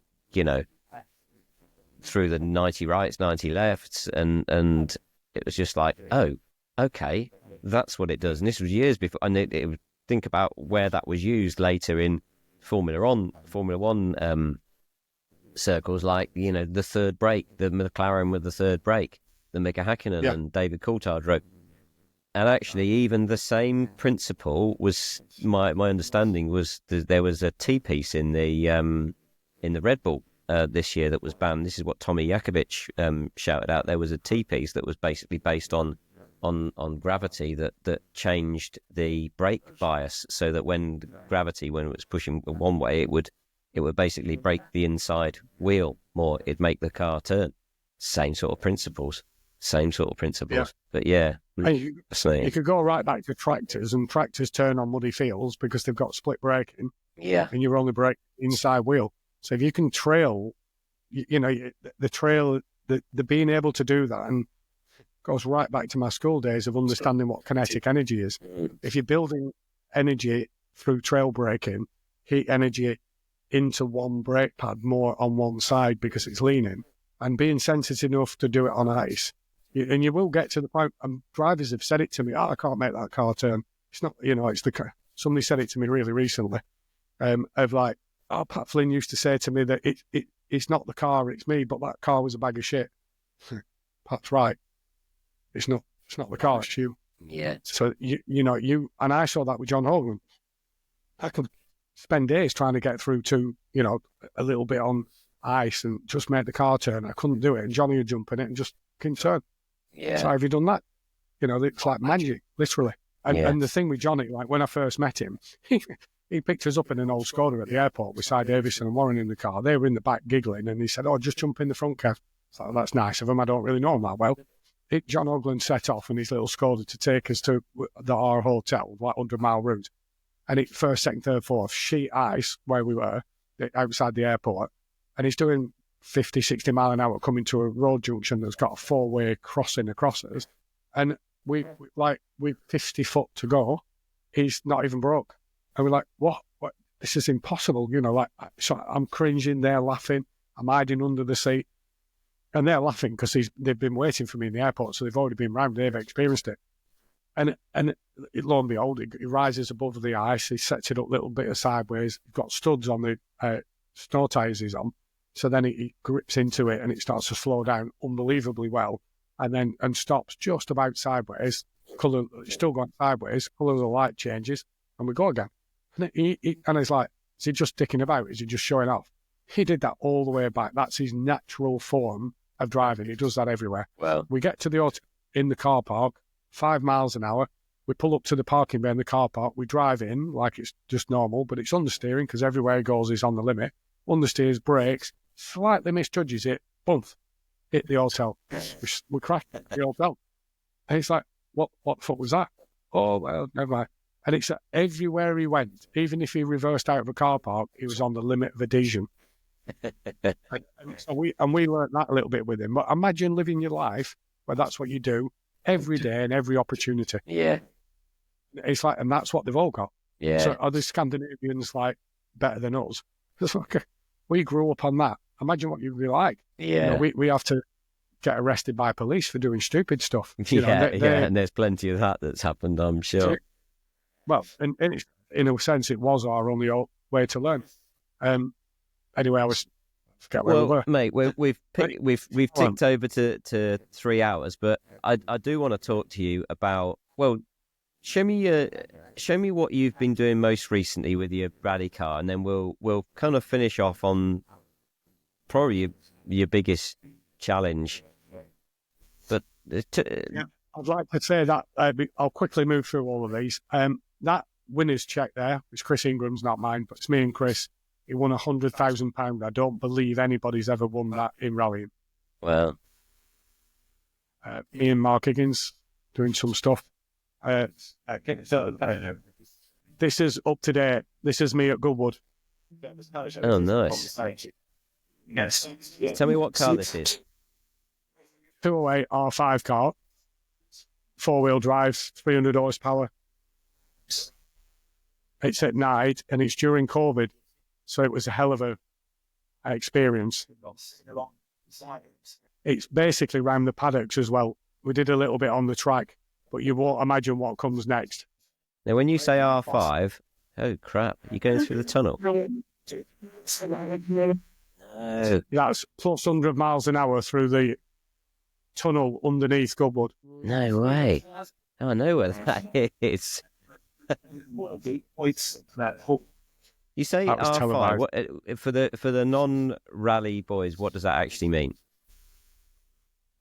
It's a formula that it's a restrictive formula, but it's designed to give a limit of where the manufacturers can build a car that's off a CAD drawing, so it's doesn't need to be based on a road car shell, for a vehicle that's specially prepared to go rallying, that you can't change once you've homologated it, and it's to do a world championship. So it's got to be suitable for extreme conditions, tarmac, smooth, race, whatever.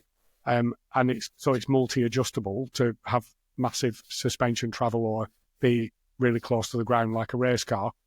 And its formula is that it's restricted on its turbo and its engine size, so you can only have 300 horsepower, 4-wheel drive, fixed differentials, no electronics, or some electronics, but not within differentials. So it's like a world rally car. It's almost like a Formula One car, but now there is a better grade of it, which is called a Rally 1, and a better grade of it that's called a Rally 2. Rally 1 has a bit of battery, whatever you call it, battery support. Yeah, it curves. And then a Rally 2 is just a more advanced version of a Rally, an R5 car, Rally 5. Wow. So the formula is supercar stuff. So when you're in it, it's a purpose-built machine like a beach buggy. It's got suspension like you wouldn't believe. It's got launch control. It's really fast. It's automatic sequential, well, not automatic, but sequential gear stick that will pull every gear when you want it. It spits flames. You can turn the turbo up and down on it. It's all about braking, phenomenal braking.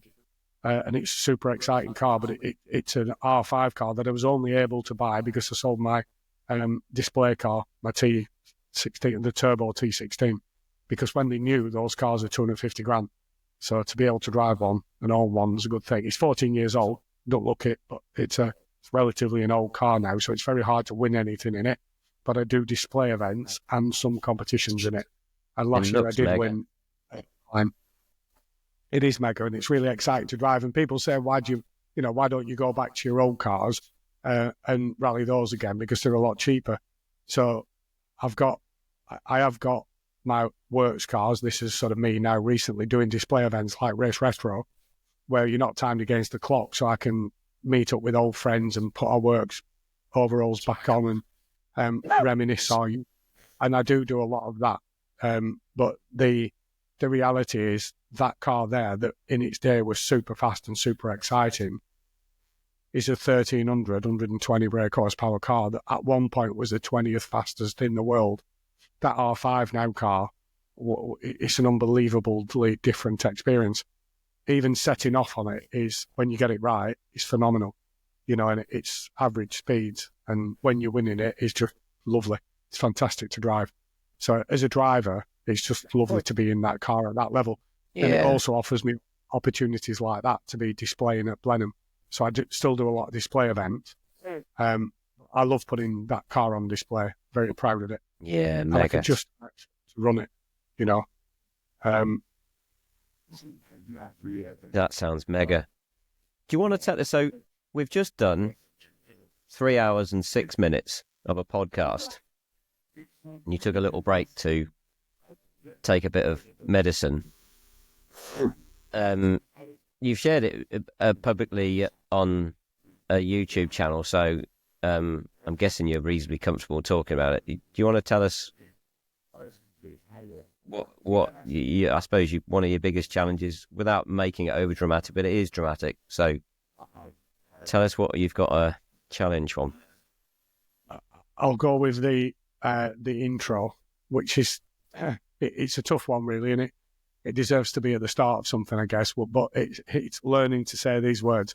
I'm Kevin Furber, and I've got HPV 16 plus, which is cancer of the tonsils. And I'm currently going through a radiotherapy program, which is lasting 6 weeks, and I'm 2.5 weeks into the treatment. My prognosis is that when I get to the end of it, I have something like a 90% chance of full recovery. So it's really good, but it was a scary time to get involved in it. And obviously I've been around people that have died in motorsport and through cancer. And even Burnsy, you know, is brain cancer. So, yeah, I'm very aware of death. I do have a bit of a survivor syndrome when it comes to Burnsy and Colin, and even Pat, to be fair.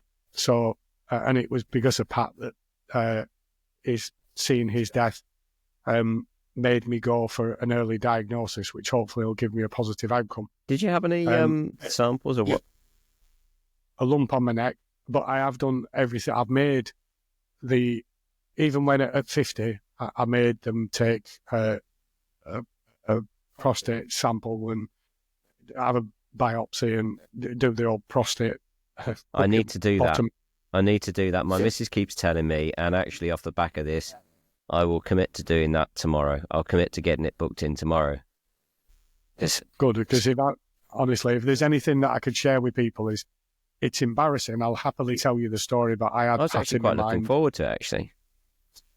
They think that as well. It's rare. God, the way that test goes is when I've got to tell you this as well, because there's a critical part to it, and this is my gift to everybody that watches this podcast. If you go in, they'll say, "Have you got any symptoms?" And if you say no, they won't test you. Right. So keep that in mind. So when you go, you've got to say, "Yeah," and I'm not saying make up the symptoms, but don't hide any.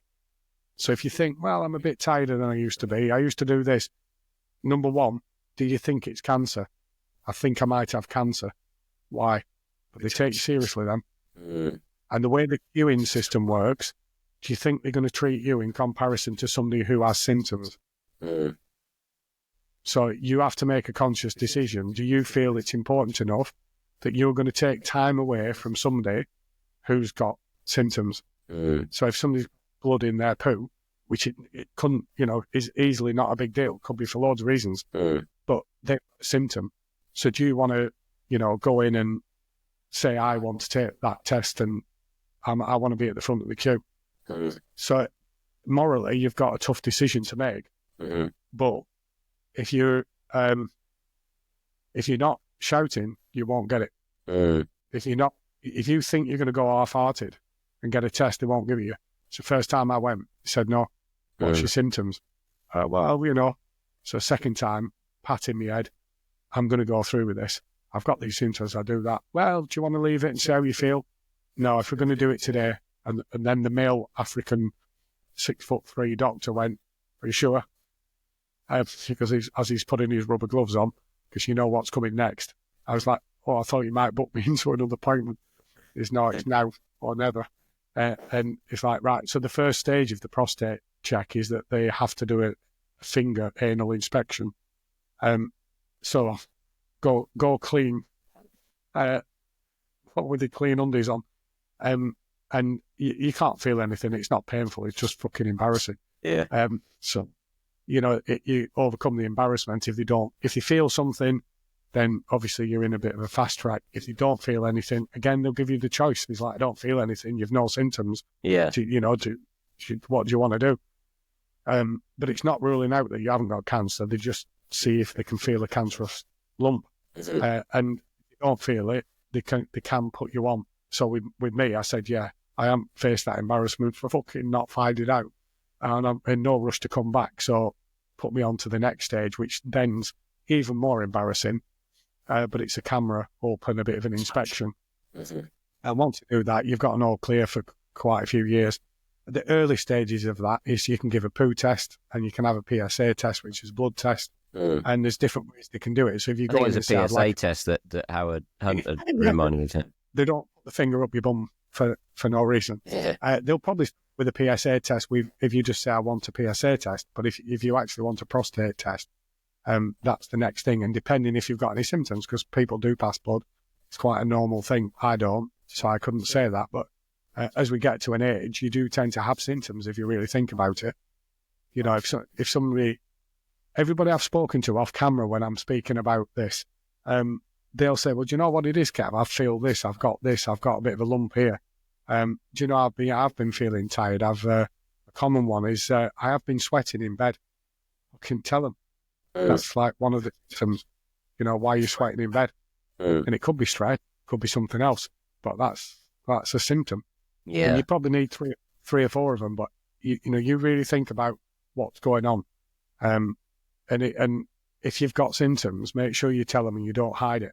That's my recommendation. Take it really seriously. If you've got a symptom, make sure that you tell them that you think there's something wrong. Because if you come out of that as a big tough guy, I'll be all right, I'll come back in a few weeks. I would never have been found out even this time. Yeah. Yeah, I think it was... It's a lump, but it doesn't feel cancerous. What do you think? Yeah. Yeah. You can tell what I said. You want to get yourself checked out. Well, they wouldn't have checked it. Yeah. It's like, we'll give you the choice. What do you think? I think it's cancer. Then they had to do it. Yeah. So, I don't think it is. Well, we better find out, aren't we? Well, I'll put a link to your YouTube channel. It's youtube.com @Kev and the Big C is the channel that you've been posting on. How do you find it in terms of doing the posts? You said to me it's a bit emotional. I'm not tired. It's 2.5 weeks in, and to be honest, all cancers are different, and that's one thing I've learned very rapidly. So I'm not talking about cancer generally, because some people are in far worse journeys than me.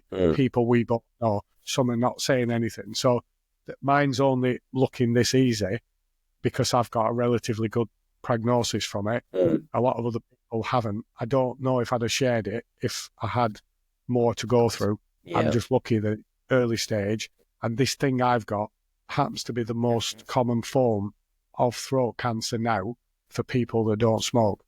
So smoking used to be number one. It's now overtaken with HPV. HPV is papillomavirus. It's passed on in theory as a sexual disease.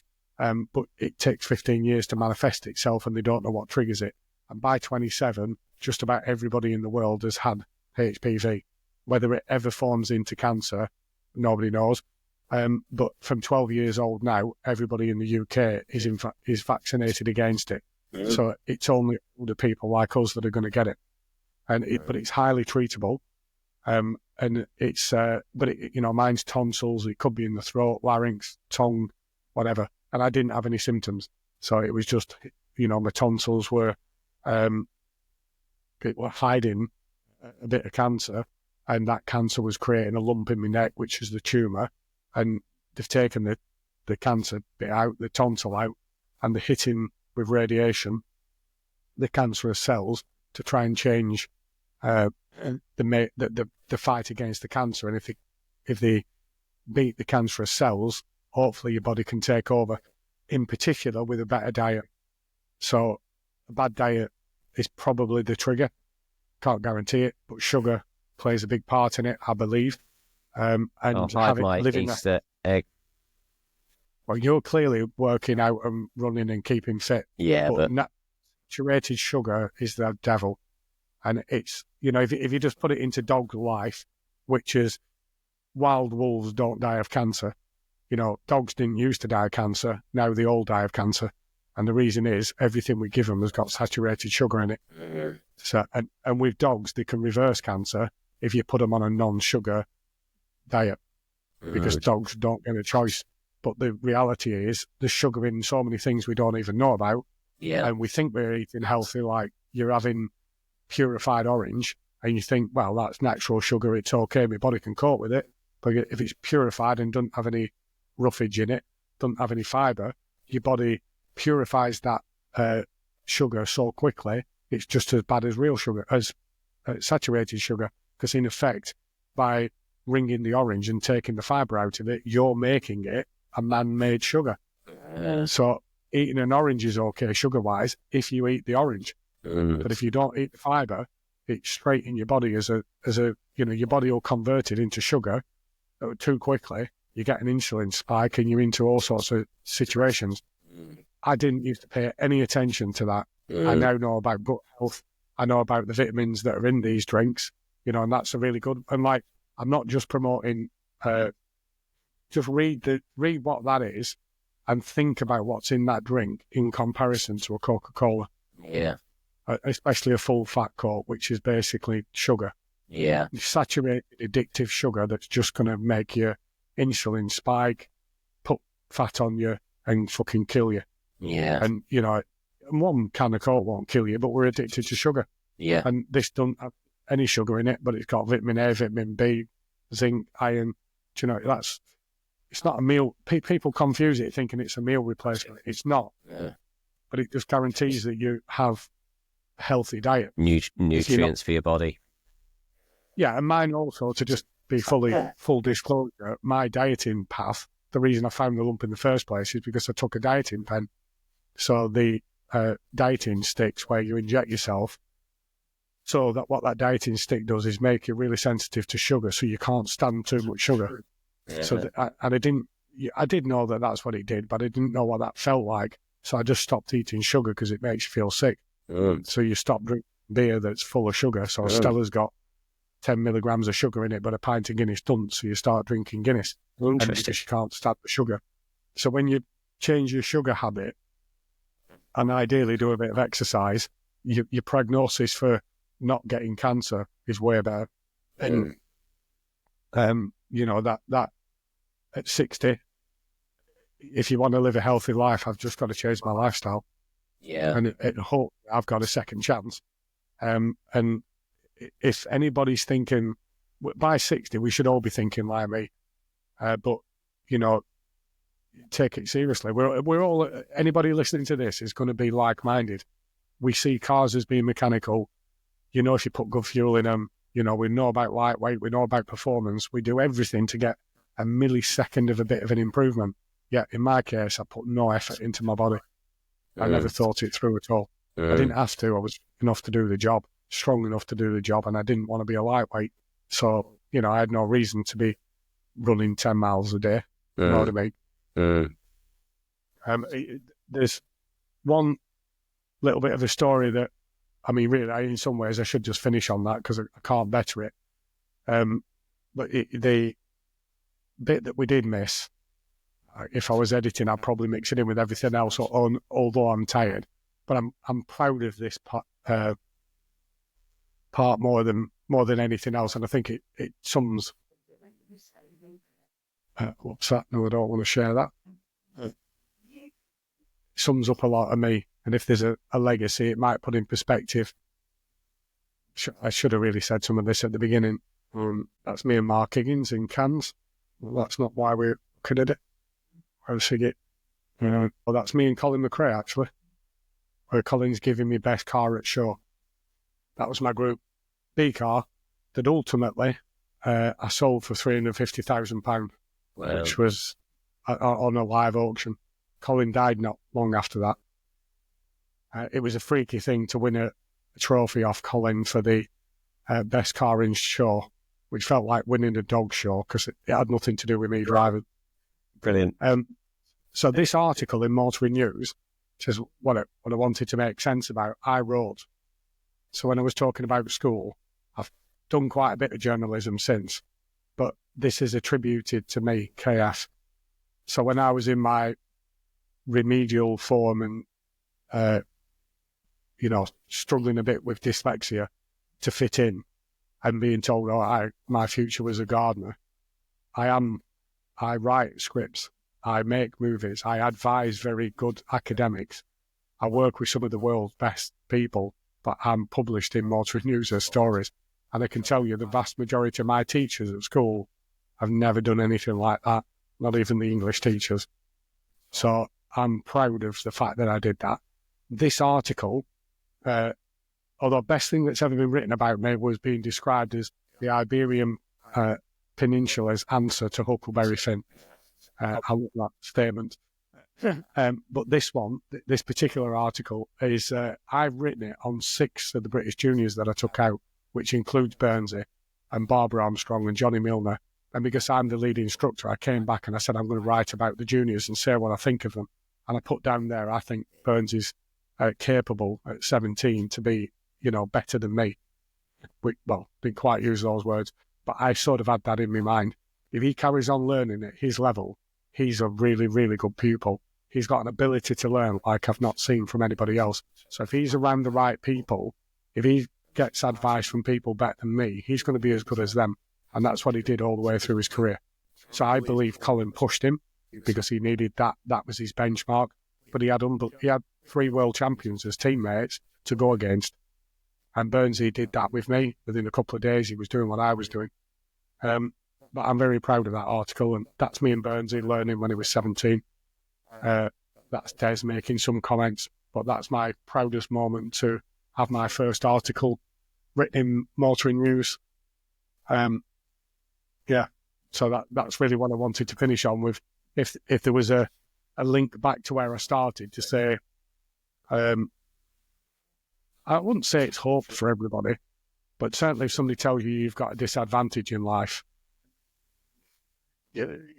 disadvantage, just make it your advantage. Yeah, there's a flip side to that. And we talked of if you're academic, you've got a way to go and be a champion. If you're creative thinking, you've got a way to go and be a champion, and I know both.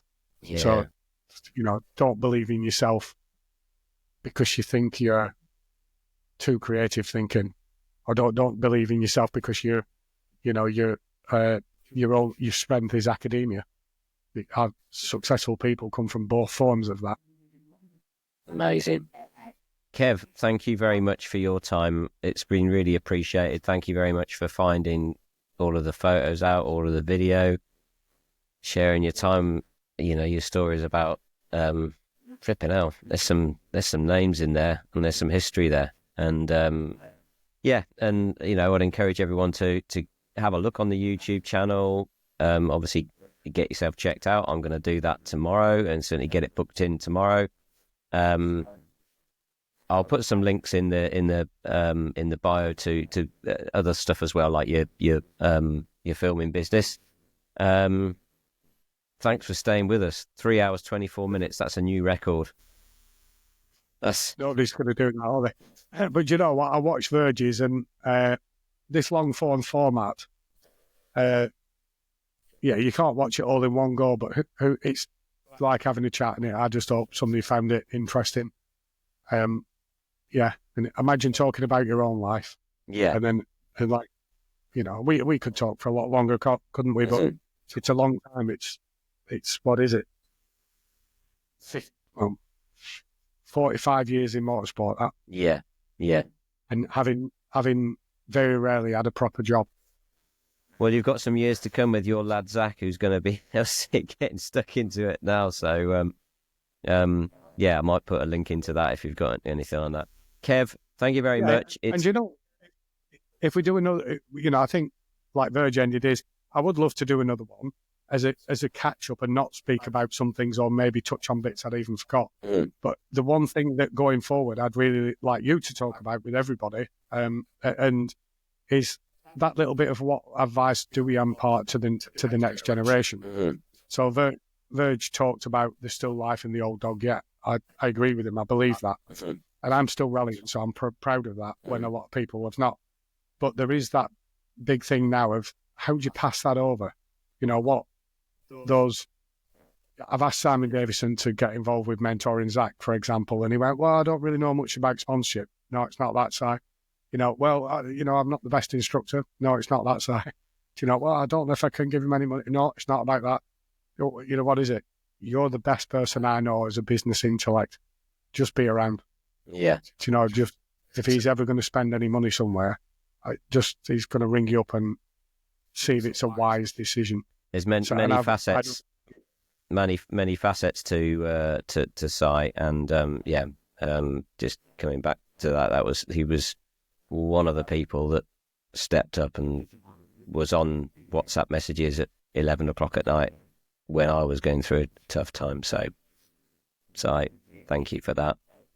Right, Kev, bedtime. You know, just to continue that, because not for long, but that whole thing of, I'm saying that not because he's the only person, but because you need people around you. So arguably, if it was a mental health issue, I now know who I could, you know, talk, or if he's ever splitting up with his girlfriend to do whatever. And I've done a fair bit of that. But there's people that have got experience in life, and it's not like any one of us is the golden goose.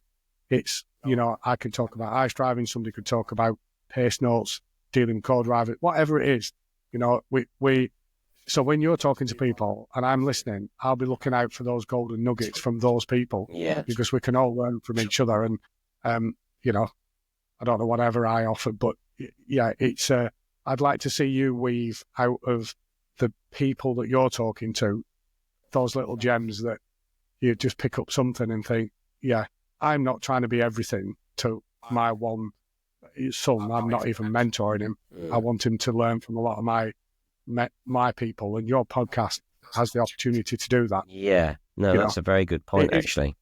Even if it's just the best presenter we know, the funniest, the most serious, the best academic, whatever it is, it's just acknowledging that we're all different. And I'm certainly not setting myself up for the best at anything. Yeah, it's just, you know, you get what I mean. Yeah, totally. I think I'd love to watch the rest of your interviews, looking out for the golden nuggets. Yeah, golden nuggets. That's a Pat Flynn thing right there. Kev, thank you very much. It's 5 to midnight. You need to get off to bed. I'll probably speak to you tomorrow anyway, man. But that's cool. Been lovely. Remember, keep it pinned. Keep it pinned. Don't lift off. Yeah, there's no end to keeping it pinned. Cheers, buddy. Thanks, Good night. Kev.